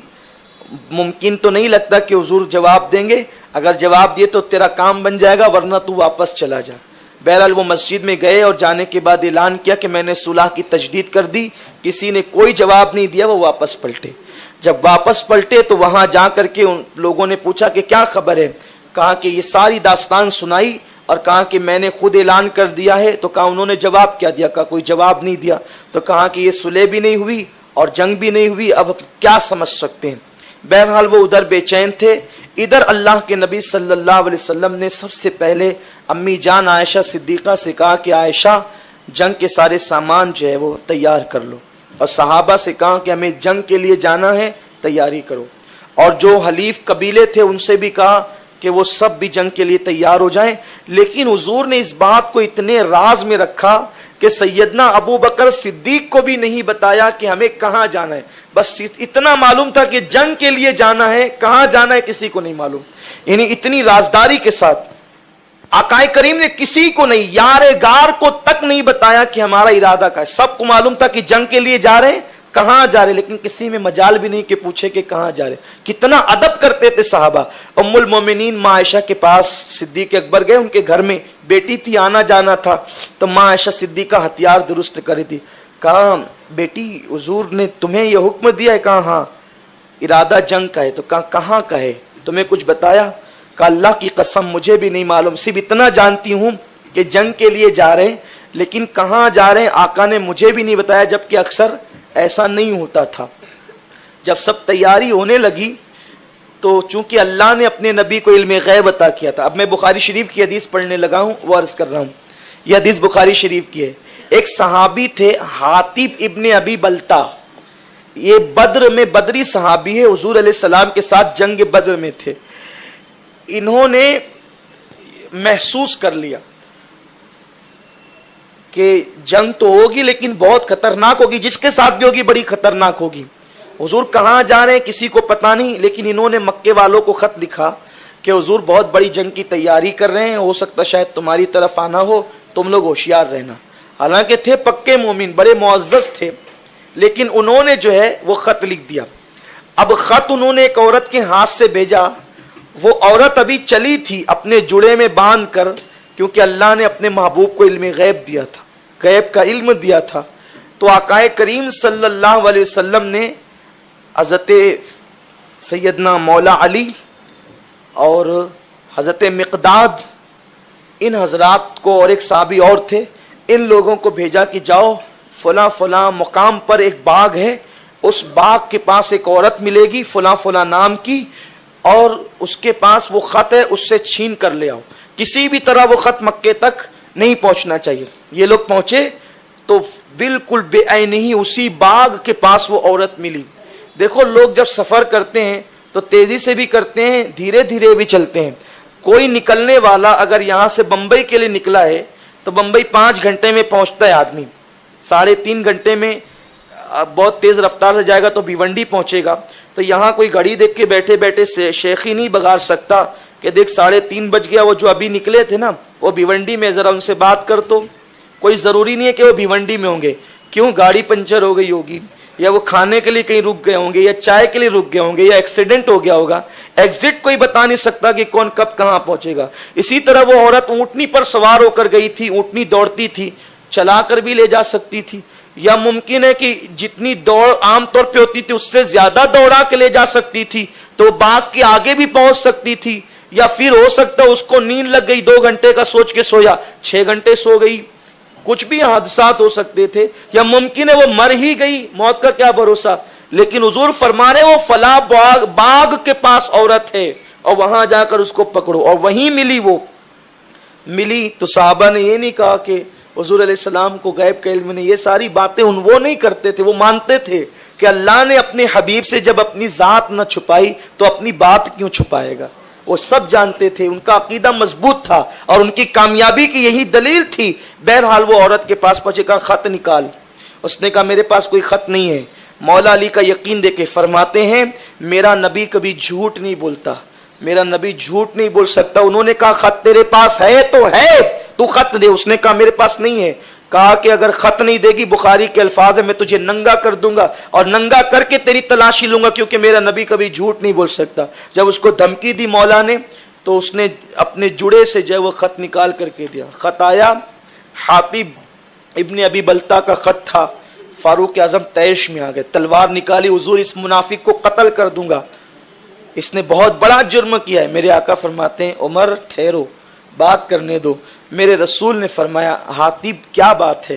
کہا یا رسول اللہ میرا ایمان ہے کہ حضور کو اللہ ضرور فتح عطا فرمائے گا, میرا یہ خط مکے والوں کو کوئی فائدہ نہیں پہنچا سکے گا. کہا خط کیوں لکھا؟ حضور خط اس لیے لکھا کہ جتنے مہاجرین ہیں ان کے کوئی نہ کوئی رشتہ دار مکے میں موجود ہے جو ان کی بچوں کی دیکھ بھال کرتے ہیں. میرے بچے مکے میں ہیں اور میرے بچوں کا کوئی دیکھ بھال کرنے والا میرا رشتہ دار اس وقت مکے میں نہیں ہے, تو میں نے خط اس لیے لکھ دیا تاکہ ان کی ہمدردی حاصل کر لوں, وہ میرے بچوں کی نگہبانی کرے, ان کو نقصان نہ پہنچائے, ورنہ اس کے علاوہ میری کوئی اور نیت نہیں تھی. میرے آقا نے فرمایا کہ اللہ پاک حاطب کو معاف فرمائے, اور فرمایا کہ یہ بدر میں آئے تھے, اللہ نے اعلان کیا ہے بدر والے آج کے بعد جو کریں پھر بھی اللہ ان کو جنت ہی عطا فرمائے. یہ حضور کا انداز تھا. المختصر یہ کہ حضور علیہ السلام 10ویں روزے کو پھر نکلے ہیں مکہ کی طرف, اور 10,000 صحابہ کو لے کر نکلے ہیں. رستے میں اور بھی 2,000 لوگ الگ الگ قبیلے سے آ کے ملے, 12,000 کا لشکر ہو گیا. دنیا کو اللہ نے دکھا دیا یہ نبی جو ایک صحابی ابو بکر کو لے کر نکلے تھے, اب جا رہے ہیں تو فاتحانہ شان سے جا رہے ہیں. 10 سے 12,000 صحابہ کا لشکر ہیں, ہاتھوں میں چمکتی ہوئی تلواریں ہیں. اسلام کا معاملہ بالکل بدل گیا ہے. اب وہ ٹوٹی ہوئی تلواریں نہیں, اب وہ کھجور کی ٹہنیاں نہیں, اب بدن پر زرہ بھی ہے, سروں پر خود بھی ہے, ہاتھوں میں تلواریں بھی ہیں. اللہ کے رسول صلی اللہ علیہ وسلم جا رہے ہیں, میرے آقا علیہ السلام نکل رہے ہیں, اور جب نکلے ہیں فاتحانہ شان سے مکہ مکرمہ سے 1 میل پہلے حضور ایک مقام پر رکے تو فرمایا ایک کام کرو, ہر آدمی اپنا اپنا چولہا الگ الگ جلائے. جب الگ الگ آدمیوں نے چولہا جلایا, 10 سے 12,000 آدمیوں نے چولہا جب جلایا تو پوری وادی جو ہے وہ آگ کے شراروں سے روشن ہو گئی. مکے والوں کو یہ تو تھا کہ کبھی بھی حملہ ہو سکتا ہے, لیکن ان کو یہ نہیں پتا تھا کہ قافلہ بالکل 1 میل فاصلے پر آ چکا ہے. تو ابو سفیان کو اور دیگر لوگوں کو دیکھنے کے لیے بھیجا گیا کہ ذرا دیکھو تو کیا معاملات ہے. جیسے یہ لوگ آئے تو یہ سب پوری وادی دیکھ کر کے پریشان ہو گئے کہ اتنی آگ, اتنے لوگ, یہ کہاں سے آئے, کون ہے. تو حضرت عباس ابن عبد المطلب کو اس کی خبر ہو گئی تھی, تو آپ اپنے گھر والوں کو لے کر حضور کی بارگاہ میں آ گئے تھے. چونکہ آپ مسلمان ہو چکے تھے, بدر میں بدر کے بعد آپ کا مسلمان ہونا اور کسی حکمت کے تحت ان کو مکے ہی میں رکھا گیا تھا. تو ابو سفیان کی ملاقات حضرت عباس سے ہوئی تو پوچھا کہ عباس یہ کیا ہے, تو بتایا کہ حضور کا لشکر ہے, ذرا دیکھ. ابو سفیان نے دیکھا تو کہا کہ دیکھ ابو سفیان میں تجھے پناہ دیتا ہوں, ایک کام کر تو میرے ساتھ چل. हुजूर अलैहिस्सलाम की बारगाह में, वरना तुझे अगर कोई भी मुसलमान देखेगा तो कत्ल कर दे। क्योंकि अबू सुफियान यही है, बदर इसकी वजह से, ओहद में नुकसान इसकी वजह से, इतने सारे सब मामलात हुए हैं, तो इस ये तो हकदार है कत्ल होने का। लेकिन अपनी सवारी पर बिठाकर जो लाए, तो फारूक आजम ने जैसे ही अबू सुफियान को देखा तो पहचान लिया, कहा या रसूल अल्लाह, अबू सुफियान आया, ये कत्ल का हकदार है, मैं इसको अभी कत्ल करता हूँ। आका फरमाते उमर रुको, अब्बास से पहले बात तो करो, अब्बास की सवारी पर आ रहा है। तो अब्बास से पूछा, हज़रत अब्बास से कहा, अब्बास क्या बात है? कहा हुजूर मैंने इसको पनाह दे दी। पनाह देने का मतलब ये, अगर कोई बच्चा भी पनाह देगा किसी को तो उसका कोई हलीफ, उससे मुत्तहिद आदमी कोई नुकसान नहीं पहुंचाएगा। अबू सुफियान से हुजूर अलैहिस्सलाम ने, अबू सुफियान, अब हुजूर बात कर रहे हैं किससे? जानी दुश्मन से, बार बार कत्ल का मंसूबा बनाने वाला, जंगे मुसल्लत करवाने वाला, हुजूर अलैहिस्सलाम के खात्मे के बारे में मंसूबे बनाने वाला, प्लान बनाने वाला हुजूर के सामने खड़ा है। आका यूं गुफ्तगू करते, अबू सुफियान क्या अब भी तुझे यकीन ना आया कि मेरे अल्लाह का वादा सच्चा है और अल्लाह एक है? अबू सुफियान ने कहा अगर कोई दूसरा खुदा होता तो क्या हमारी मदद नहीं करता? मान गया कि खुदा एक ही है। तो कहा कि अब भी तुझे यकीन ना आया कि मैं अल्लाह का रसूल हूं? तब अबू सुफियान कहता है कुछ शक है मुझे, अभी कुछ शक है। भाइयों बताओ कि अगर कोई आपकी अजमत पर इस तरीके से गुफ्तगू आपके सामने करे, जबकि आप सच्चे हों, आपका दिल क्या कहेगा? लेकिन ये मेरे नबी का हिल्म है। हुजूर अपनी नबूवत की बात करते हैं और वो कहता है कि मुझे अभी शक है, जिनकी नबूवत कुरान में अल्लाह बयान कर रहा है और मौजज़ात खुद देखें, सब कुछ देख रहा है। बहरहाल फिर पूरी रात गुजरी और सुबह के वक्त तो अबू सुफियान बहरहाल मुतासिर होकर मुसलमान हो गए। उन्हीं में एक और थे, हुजूर के चचा के, सगे चचा के बेटे थे अबू सुफियान बिन हारिस। ये अलग अबू सुफियान है, ये अबू सुफियान वो नहीं है, अमीर मुआविया के वालिद नहीं, ये हुजूर के चचा हारिस इब्न अब्दुल मुत्तलिब का बेटा है, अबू सुफियान इब्न हारिस। हुजूर ने जब ऐलान नबूवत नहीं किया था ना, तो बहुत इश्क की हद तक मोहब्बत थी अबू सुफियान बिन हारिस को, बहुत मोहब्बत थी। लेकिन जब ऐलान नबूवत किया ना, तो ये भी मुखालिफ हो गए थे।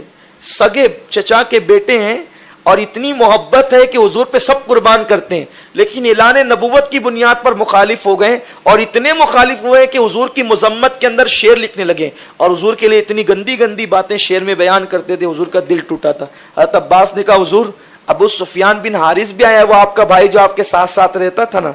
आका फरमाते मैं उससे नहीं मिलूंगा, उसने बहुत गंदी बातें कही अशार में मेरे खिलाफ। तो फिर क्या हुआ पता है? हज़रत अब्बास ने उम्मुल मोमिनीन उम्मे सलमा से कहा, उम्मे सलमा तुम सिफारिश करो।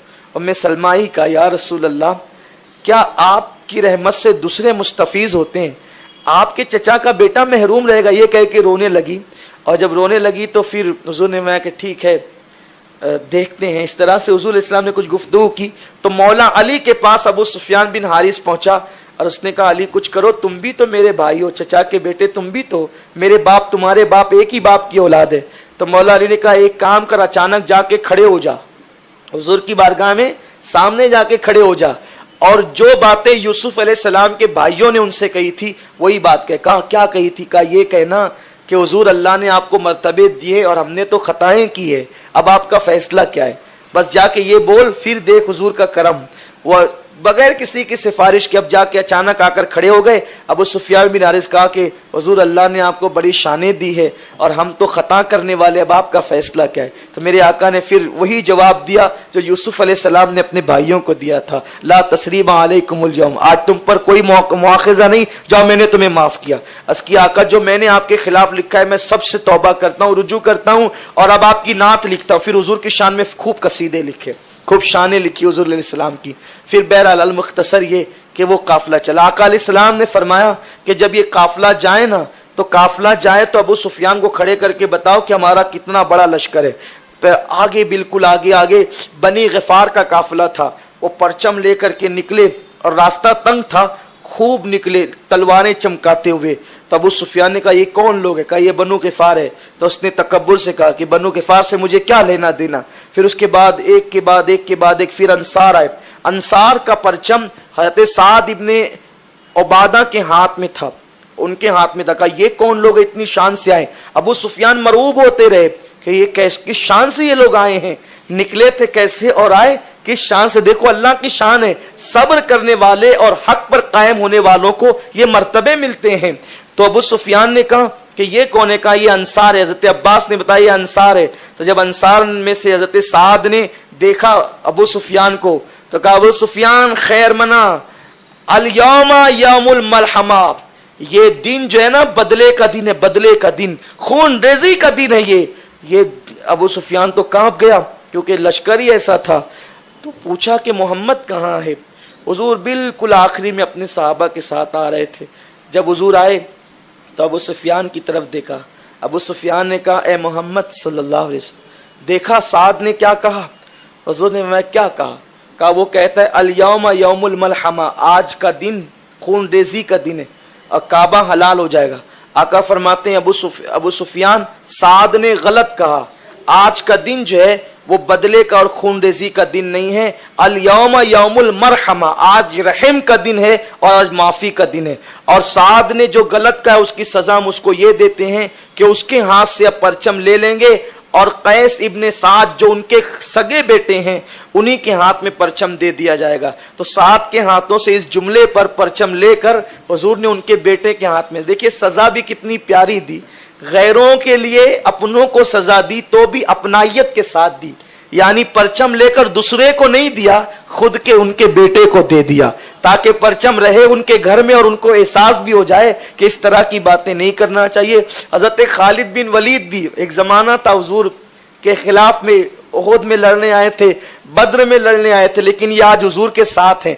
आगा फरमाते खालिद जवानों का लश्कर लो और जो है जो चढ़ाई का इलाका है ना उस तरफ से तुम आना, लेकिन तलवार नहीं उठाना खालिद, किसी पर तलवार नहीं उठाना, मेरी तरफ से तुम्हें हुक्म है, किसी को देखकर जज्बाती ना हो जाना। और फिर मेरे आका अलैहि सलाम ने ऐलान किया जो दरवाजा बंद कर ले उसको अमान है, जो हरम में आ जाए उसको अमान है, जो तलवार रख दे न लड़े उसको अमान है।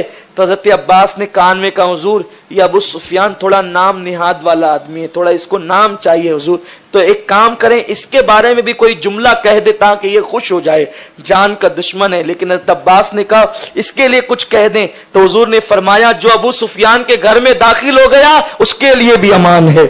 अबू सुफियान खुशी खुशी दौड़कर निकले और ऐलान करने लगे कि देखो हुजूर ने ऐलान कर दिया है जो मेरे घर में आ गया उसको अमान है। और उसके बाद मैं उनका लश्कर देख करके आ रहा हूं, कोई उनसे लड़े ना, तुम उनसे लड़ नहीं सकते, तुम उनसे जीत नहीं सकते, बहुत बड़ा लश्कर जर्रार वो लेकर आ रहे हैं। अबू सुफियान की बीवी हिंदा ने मोचे पकड़ ली, कहा कि मैं तुझे कत्ल करवा दूंगी, तू बुज़दिल हो गया है, लड़ने की बात नहीं करता। सारे कबीले के लोग आ गए। अबू सुफियान ने कहा मैं देख कर आ रहा हूं, ये लड़ने झगड़ने का वक्त नहीं है। हुजूर ने अमान की बात की, जो मेरे घर में दाखिल हो गया अमान। कहा तेरे घर में सब तो नहीं आ सकते, कहा जो काबे में हरम में गया उसको भी अमान, तो कहा सब हरम में भी नहीं आ सकते, कहा जो दरवाजे बंद कर दे उसको भी अमान, जो तलवारें रख दे उसको भी अमान। इस शान से मेरे नबी दाखिल हुए। लेकिन आका दाखिल हुए तो किसी ने मुजाहिमत मुकाबला नहीं किया, लेकिन उधर अकरमा इब्ने अबी जहल, अकरमा का बेटा अबू जहल, उन लोगों ने कुछ छेड़खानी की और लड़ाई हुई। जब तलवारों के चमकने की आवाज आई तो आका अलैहिस्सलाम ने नाराज होकर फरमाया वो तलवारें जो चमक रही वो खालिद की हैं? कहा हाँ, मैंने मना किया था, फिर तलवारें क्यों चमक रही है? तो हुजूर से अर्ज किया गया या रसूल अल्लाह खालिद ने शुरुआत नहीं की है, शुरुआत अकरमा की तरफ से हुई, कुफार की तरफ से हुई, 3 मुसलमान शहीद हो गए, उस बुनियाद पर मजबूरन तलवार उठाई गई। तो हुजूर इस्लाम ने कहा चलो जो अल्लाह जो करता है बेहतर करता है। 13 उनके आदमी मरे, 3 मुसलमान शहीद हुए। और उसके बाद फिर मेरा नबी जो है वो काबतुल्लाह शरीफ के सहन में आया। आकाए करीम आए तो हुजूर अलैहिस्सलाम ने सबसे पहले पूछा गया हुजूर आप कहाँ उतरेंगे? तो आका ने फरमाया मेरी बहन उम्मे हानी के घर में उतरूंगा। ये मौला अली की सगी बहन थी जहां से हुजूर मेराज पर गए, तो उन्हीं के घर उतरे। मेरे आका ने सबसे पहले गुस्ल किया। गुस्ल करने के बाद हुजूर को भूख लगी थी, चूंकि रमजान शरीफ का महीना था और सफर में रोजा खत्म कर दिया गया था, जिहाद के मौके पर रोजा छोड़ने की इजाजत है। तो हुजूर ने गुस्ल किया। गुस्ल करने के बाद उम्मे हानी से कहा उम्मे हानी मुझे भूख लगी है, मेरी बहन तेरे घर में कुछ है? देखो ये फातेह मक्का है, लोग फातेह बनते हैं तो खाने पीने के से पेट भरे रहते हैं, ये मेरा और आपका नबी है जो फातेह मक्का बनकर 12,000 का लश्कर लेकर आया है, लेकिन इस वक्त तो उनकी झोली में खाने के लिए कुछ नहीं है। दूसरों को खिलाता है मेरा नबी और खुद भूखा रहता है, ये मेरे नबी की शान है। तो उम्मे हानी कहती, हुजूर इस वक्त मेरे घर में कुछ नहीं है, सूखे टुकड़े पड़े हुए हैं और मुझे शर्म आती है कि मैं आपके सामने पेश करूं। अल्लाह अकबर, वो दिन तो कितने फख्र का दिन था, लेकिन वो मेरा नबी है जिसने कहा उम्मे हानी जो तेरे घर में है वही पेश कर दे। तो उम्मे हानी ने चाहे वो सूखी रोटी दी। हदीस पाक में आता है वो रोटी इतनी सख्त थी कि हुजूर ने अपने दांतों से उसको न चबाया, तो मेरे आका ने उसको पानी में डाल दी, उसके टुकड़े करके पानी में डाल दी। अब पानी में डालने के बाद मेरे नबी ने फिर फरमाया उम्मे हानी कोई सालन नहीं है? तो उम्मे हानी ने नमक दिया, हुजूर इसी को सालन बना ले। फिर पूछा कोई सालन नहीं है? तो कहा हुजूर सिरका है। तो कहा ठीक है सिरका दे दो। हुजूर ने वो रोटियां पानी से निकाली और उसी पे सिरका डालकर हुजूर ने खाया। ये फातेह मक्का की शान है। वरना देख लें आप, अल्लाह के घर के फातेह की ये शान है। जानशीन इब्राहिम बानिए काबा की के जानशीन की ये शान है। फिर उसके बाद मेरे रसूल आए, तशरीफ लाए, फरमाया खोलो काबतुल्लाह शरीफ का दरवाजा खोलो। ये वही उस्मान बिन तलहा है। एक दिन मेरे नबी ने कहा था उस्मान मैं अंदर जाकर इबादत करना चाहता हूं। तो उस्मान ने कहा था सबको चाबी दूंगा, तुमको नहीं दूंगा। आज काबे की चाबी मेरे नबी के हाथ में थी। आज काबे की चाबी मेरे नबी के हाथ में थी। बताओ ना क्या ये जुमले मेरे रसूल को याद नहीं आ रहे होंगे? सबको दूंगा, तुम्हें नहीं दूंगा। बानिए काबा के सच्चे जानशीन को नहीं मिलेगी, सारे गुंडों को, आवारा को, बुत परस्तों को मिलेगी, मुस्तफा जाने रहमत को नहीं मिलेगी। आज वो जुमले हुजूर को याद आ रहे हैं, लेकिन हुजूर ने चाबी ली, काबे का दरवाजा खुलवाया, सारे बुतों को निकाला, छड़ी से गिराया, कुल जा अल हक वज़हकल बातिल इन्नल बातिल काना ज़हूका। जो काबे की छत पे थे, अल्लाह के नबी ने, मुख्तसर सारी रिवायतें नहीं ले रहा हूं, अली मुर्तजा को काबे पे चढ़ाया, अली मुर्तजा को अपने कांधे पे चढ़ाया और कहा कि बुतों को तोड़ दो। सारे बुत तोड़ दिए गए, बुतों को तोड़ दिया गया, निकाल के फेंक दिया गया। आका अंदर तशरीफ ले गए। अंदर जो थी इब्राहिम अलैहिस्सलाम की, ईसा अलैहिस्सलाम की, इस्माइल अलैहिस्सलाम की तस्वीरें बनी थी। हुजूर ने कहा इसको ऐसे नहीं मिटाया जाएगा। हुजूर ने जाफरान लिया और जाफरान लेकर मल दिया और उसको मिटा दिया। देख रहे हैं आप, निस्बतों का एहतराम। तस्वीर हराम है, लेकिन उस तस्वीर को निस्बत अल्लाह के पैगंबर इब्राहिम अलैहिस्सलाम से है, तो उसको और बुतों की तरह जिल्लत से नहीं मिटाया गया, उसको इज्जत के साथ पोत दिया गया। और फिर वो निशानात उस वक्त तक बाकी रहे जब तक यजीद का हमला काबे पे नहीं हुआ। एक अलग तारीख है, उस तरफ नहीं जाता। फिर हुजूर अलैहिस्सलाम काबे के अंदर गए, हुजूर ने नमाज पढ़ी, तकबीर कही, दुआ की अल्लाह से, अल्लाह तेरा वादा सच्चा है। जब बाहर निकले तो कहा कहां है उस्मान बिन तलहा, बुलाओ उसको। उस्मान बिन तलहा आए, कहा उस्मान तूने ये चाबी मुझे नहीं दी थी, लेकिन कयामत तक के लिए चाबी अब मैं तुझे देता हूं। ये ले, ये चाबी तेरे पास रहेगी। तूने एक मर्तबा एक दिन के लिए नहीं दी थी, मैं कयामत तक के लिए तुझे दे रहा हूं। मेरे नबी ने गैब की खबर दी, उस्मान बिन तलहा ये चाबी तेरे खानदान में कयामत तक रहेगी, उससे कोई छीन नहीं सकेगा, जो छीनेगा वो जालिम होगा। आज भी हुकूमतें बदलती गई, कभी शियों की हुकूमत आई, कभी किसकी आई, कभी किसकी आई, कभी किसकी आई, लेकिन काबे की चाबी उस्मान बिन तलहा की औलाद में आज भी है और इंशाअल्लाह कयामत तक रहेगी। उस्मान बिन तलहा की औलाद में के हाथ में काबे की चाबी। हुकूमतों के पास सब कुछ होता है, लेकिन काबे की चाबी नहीं होती। काबे की चाबी तो उस्मान बिन तलहा की औलाद के हाथ में ही होती है। फिर उसके बाद मेरे आका अलैहिस्सलाम खड़े हो गए और उसके बाद मेरे आका ऊंटनी पर चढ़े, ऊंटनी पर बैठे। ऊंटनी पर बैठकर कोई तवाफ कर सकता है, लेकिन ये मेरे नबी का अंदाज है। आका ने काबे का तवाफ किया और ऊंटनी पर बैठकर हुजूर अलैहिस्सलाम ने खुतबा दिया। जमाने जिहालत की रस्मों को तोड़ दिया गया है और लोगों खून बहा मुआफ कर दिया गया, इस तरीके की हुजूर अलैहिस्सलाम ने खुतबा दिया। आका अलैहिस्सलाम ने जमाने जिहालत की मुखालफतें की, अल्लाह का वादा सच्चा हुआ। फिर हुजूर उतर आए, सैकड़ों की तादाद में मक्के के वो गुंडे टाइप के लोग जिन्होंने हुजूर को पागल कहा था, मजनू कहा था, हुजूर के कपड़े फाड़े थे, हुजूर पे पत्थर बरसाए थे। जब मेरे नबी ने सजदे किए थे तो ऊंट की ओजड़ी लाकर नबी के पीठ पे रख दी थी। जब मेरे नबी सजदे में थे तो हालत सजदा में एक जालिम ने मेरे नबी के सर पे पैर रखकर नबी के सर को पैर से रगड़ दिया था। इस तरह के किस्म के सारे लोग मौजूद थे और वो निगाहें उठा उठा करके देखते थे, अब क्या होता है, अब क्या होता है, अब क्या होता है। मेरे आका अलैहिस्सलाम ने गरजदार आवाज में कहा, बोलो आज तुम्हारे साथ क्या सुलूक किया जाए। उन्होंने जवाब दिया, आप करीम इब्ने करीम है, आपसे करम की उम्मीद है। तो मेरे नबी ने उस दिन फरमाया, जाओ आज तुमसे कोई मुआखिजा नहीं, मैंने तुम सबको माफ कर दिया। जब आका ने माफ कर दिया ना तो माफी का असर ये हुआ कि जो चांद के 2 टुकड़े देख करके ईमान नहीं लाए थे, हुजूर की माफी को देखकर मुसलमान हो गए। बड़ी लंबी दास्तान है, लेकिन अब इख्तिसार के साथ सिर्फ 2 बातें अर्ज करूंगा, बड़ी दिलचस्प है इसलिए अर्ज करूंगा। फिर ये हुआ, भागने वाले भाग रहे थे, इधर भाग रहे थे, उधर भाग रहे थे। अबू जहल का बेटा इकरमा, उसकी बीवी मुसलमान हो गई थी। चूंकि कुछ 3 या 4 लोग थे या 7 लोग जिनके लिए ऐलान था, जहां मिले कत्ल करो, जहां मिले कत्ल करो, यानी कि ब्लैक लिस्ट में आप कह लीजिए जिनका नाम था, उनमें से इकरमा, वहशी, हिंदा और 2-3 लोग इसके अलावा और थे। आका अलैहिस्सलाम की बारगाह में इकरमा की बीवी आई। चूंकि इकरमा यमन की तरफ भाग गया था, इकरमा की बीवी कहा, हुजूर मैंने कलमा पढ़ लिया है, आपने इकरमा के कत्ल का ऐलान किया है तो आप उसको माफ नहीं करेंगे। इकरमा यमन भाग गया है। उसकी बीवी को हुजूर ने फरमाया कि ले आओ उसे, मैं माफ कर दूंगा। अबू जहल का बेटा, जानी दुश्मन का बेटा और खुद भी बड़ा दुश्मन, कट्टर दुश्मन, इकरमा आए, आ तो गए, लेकिन दिल अंदर से नहीं हुआ कि नफरत जो, अब इतना बाप इतना कट्टर दुश्मन था, नफरत जो दिलो दिमाग में भर गई थी। इकरमा को यमन से लाया गया या यमन के रास्ते से लाया गया।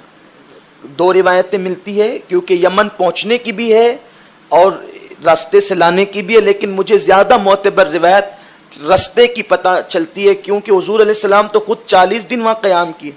तो बहरहाल लाया गया तो इकरमा फिर निकला, कहा कि नहीं, मुझे माज़अल्लाह मोहम्मद का कलमा नहीं पढ़ना है। और उसने सोचा कि एक काम करते हैं कि जब बीवी ने पकड़ के ला ही लिया है तो छलांग लगा देते हैं एक कुएं के अंदर। कुएं बड़े बड़े होते थे ना, वो जीने वाले, कुएं में छलांग लगा के मर जाते। बीवी दौड़ते हुए आई, कहा हुजूर इकरमा आ तो गया है लेकिन आपकी बारगाह में आता नहीं, जबकि मैंने उसको अमान दे दिया आपके कहने पर। वो छलांग लगाना चाहता है, कुएं में मर जाना चाहता है। हुजूर ने, मैं कहाँ गया, कहाँ गया वो? तो कहा हुजूर उस तरफ गया, रास्ता होता है उस तरफ गया। आपको यकीन, अल्लाह अकबर, मोमिन तो यकीन ही करेगा हुजूर की हदीस पर, तारीख पर। क्या अंदाज है, क्या अंदाज है कि हुजूर अलैहिस्सलाम उस वक्त तो चादर ओढ़ कर बैठे थे और हुजूर ने लुंगी पहन रखी थी। जब सुना कि मेरा जानी दुश्मन, इतना कट्टर बदतरीन किस्म का दुश्मन जान देने जा रहा है, तो हुजूर तेजी से निकले। हदीस पाक में आता है हुजूर इतनी तेजी से निकले कि हुजूर अलैहिस्सलाम की चादर जमीन पर आ गई। हुजूर ने चादर का भी ख्याल नहीं किया, उसी तरह तशरीफ ले गए कि अगर मैं चादर उठाऊंगा तो उतनी देर में कहीं वो कुएं में ना गिर जाए और मर ना जाए। कौन? जानी दुश्मन, मर ना जाए। उम्मत को इससे सबक लेना चाहिए। चादर गिर गई, चादर जमीन पे आ गई। हुजूर की चादर के लिए गिरने का लफ्ज से मैं रुजू करता हूं। चादर जमीन पे आ गई है और हुजूर उसी तरह निकले, नंगे बदन, सिर्फ तहबन है और आका के बदन मुबारक पर कोई चादर। वो जैसे ही छलांग लगाने जा रहा था, हुजूर ने पीछे से जाके उसके गालों पे हाथ रख दिया। मेरे नबी ने, अरे कोई अपना दुश्मन हो, अपने सोचे अच्छा है कल मरते आज मरे, आज मरता अभी मरे, लेकिन ये मेरा नबी है, फातह मक्का है। आज सारी हुकूमत मेरे नबी के कब्जे में है, जो इशारा करते वही हो। लेकिन हुजूर ने पीछे से गालों पे हाथ रख दी। हाथों की ठंडक, हुजूर हदीस पाक में आता है कि हुजूर के हाथ बड़े ठंडे रहा करते थे और जो है वो रेशम और दीबा से ज्यादा नरम रहा करते थे और उससे खुशबू आती थी मुश्क की। लेकिन उस खुशबू का आलम यह था कि वो काफिरों को नहीं आती थी, सिर्फ मोमिनों को आती थी। इकरमा काफिर था लेकिन ठंडक और नरमी तो महसूस कर रहा था। कान में आवाज है, इकरमा, इतना खूबसूरत चेहरा, जहन्नम में क्यों जलाना चाहते हो? इकरमा ने आंखें बंद कर ली ठंडक से और अर्ज किया, आप कौन है? कहा, मैं मोहम्मद हूं। तो आंखें खोल करके देखा हुजूर का चेहरा, अब पर्दे उठ चुके थे आंखों से। कहा कि मैं मरना चाहता हूं, आप मुझे बचाना क्यों चाहते हैं? कहा, तेरा काम नफरतें करना है, मेरा काम मोहब्बतें करना है। तो कहा, फिर कलमा पढ़ाए, मुसलमान बना दे। मुसलमान हुआ। जैसे मुसलमान हुआ कहने लगे इकरमा, या रसूल अल्लाह, आज से पहले सबसे ज्यादा अगर किसी से नफरत थी तो आपसे थी, आज अपनी जान से ज्यादा आपसे मोहब्बत हो गई है, आप मोहब्बत के काबिल है। और एक आदमी और था जिसको वहशी कहते हैं, वहशी जिसने अमीर हमजा को शहीद किया था, हजरत अमीर हमजा को, जिसके लिए हुजूर ने जो है वो हिचकियां बन गई थी रोते रोते। आप हजरत अमीर हमजा की शहादत की दास्तान कभी सुन चुके होंगे, मुझसे आपने सुनी होगी। हजरत अमीर हमजा की नाक काटी, कान काटी, कलेजा निकाल कर अबू सुफियान की बीवी हिंदा ने चबाया था। हुजूर को बहुत गम था।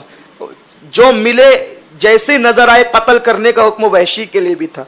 वहशी को पता चल गया कि अपने लिए कत्ल का हुक्म है, लेकिन जानता था हुजूर को, सब जानते थे, मुखालिफ थे लेकिन जानते थे हुजूर की शान। वहशी हुजूर के सामने आ गया, हुजूर आपने मुझे कत्ल के लिए, मेरे कत्ल का हुक्म दिया है, मैं आपके सामने हूं लेकिन माफी चाहता हूं, माफी मांगने आया हूं। हुजूर ने फरमाया कि मैंने तुझे माफ कर दूंगा, मैं तुझे माफ कर दूंगा, एक शर्त है, कलमा पढ़ ले, मुसलमान हो जा। अब वहशी का अंदाज देखो, वहशी कहता है मैं मुसलमान नहीं होऊंगा, आप मुझे सिर्फ माफ कर दे, मैं माफी चाहता हूं ताकि मेरी जान बच जाए। तो मुसलमान क्यों नहीं होगा? इसलिए कि मैंने बहुत अच्छे आदमी को कत्ल किया है, इतने बड़े आदमी को, इतने अच्छे इंसान को मैंने कत्ल किया, हमजा को, कि अल्लाह मुझे माफ नहीं करेगा। अब मेरे नबी को देखें, ये मेरा नबी है, ये आपका नबी है, क्यों ना कुर्बान हो उस नबी पर जिसने जान के दुश्मनों से दिल लगाया, वो हमसे क्यों दिल न लगाए? जिसने जान के दुश्मनों के लिए इतना दिल बड़ा किया, हम तारीफ करने वालों के लिए, कलमा पढ़ने वालों के लिए उनकी नरमी कितनी होगी। मेरे नबी ने कहा वहशी कलमा पढ़ ले। वहशी ने कहा अल्लाह मुझे माफ नहीं करेगा तो यूं भी जहन्नम में जलना है, यूं भी जहन्नम में जलना है। आका फरमाते वहशी अल्लाह तुझे माफ कर देगा, कलमा पढ़ ले। हमजा का कत्ल भी अल्लाह माफ कर देगा, कलमा पढ़ ले। वहशी ने कहा अगर माफ नहीं किया तो, ए मोहम्मद अगर अल्लाह ने मुझे माफ नहीं किया तो? आका फरमाते वहशी मैं कह रहा हूं ना वो माफ कर देगा, माफ कर देगा। वहशी ने कहा अगर नहीं किया तो? वो गुलाम था, हबशी था, जिद्दी था, बड़ा जुर्म करके आया था, हमजा जैसे को शहीद करके आया था, और चचा है, सगे चचा हैं, और उसके बारे में कत्ल का ऐलान भी किया लेकिन सामने आ गया।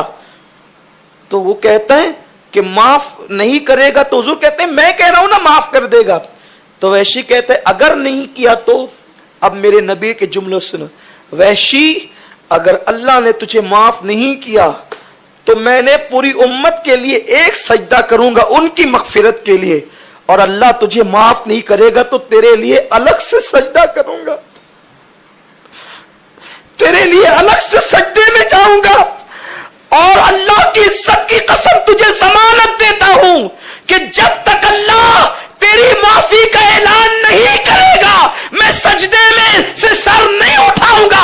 हत्ता कि अल्लाह की इज्जत की कसम, अल्लाह जब तक तुझे माफ नहीं करेगा उस वक्त तक मैं भी जन्नत में नहीं जाऊंगा, जब तक कि तुझे लेकर ना जाओ। शर्त है कि तू कलमा पढ़ ले। वहशी कदमों पे गिरते हैं और कलमा पढ़ के मुसलमान हो जाते हैं। ये मेरा नबी है, ये मेरा रसूल है, मेरा आका है। इसलिए उस नबी की जिंदगी हमें दुनिया के कोने कोने तक पहुंचानी होगी, उस नबी का किरदार हमें सब तक बताना होगा, और हम भी उनके कदम, जब वहशी के लिए इतना करम है तो हम जैसे गुलामों के लिए भी तो कुछ करम होगा। यह है फतेह मक्का। अल्लाह मक्के के शोरका के दर्जात को बुलंद फरमाए, उनकी शान बुलंद फरमाए। अल्लाह सहाबा को बेहतरीन जज़ा अता फरमाए, और फातह बद्र हुनैन और फातह मक्का मुस्तफ़ा करीम की शफाअत से अल्लाह हम सबको माला माल फरमाए। آج اسی فتح مکہ کا دن ہے. ذہن میں بہت سے واقعات فتح مکہ کے حوالے سے آتے ہیں، لیکن انشاءاللہ زندگی رہے گی تو ہر سال الگ الگ طور پر آپ واقعات سنتے رہیں گے. الفاتحہ الی حضرت النبی الکریم علیہ افضل الصلاۃ و اکمل التسلیم. سورہ فاتحہ کل شریف پڑھ لیں، کل اللہ شریف، اور آپ ہی لوگ سب کو ایصال ثواب بھی کر دیں کیونکہ وقت کافی ہو چکا ہے.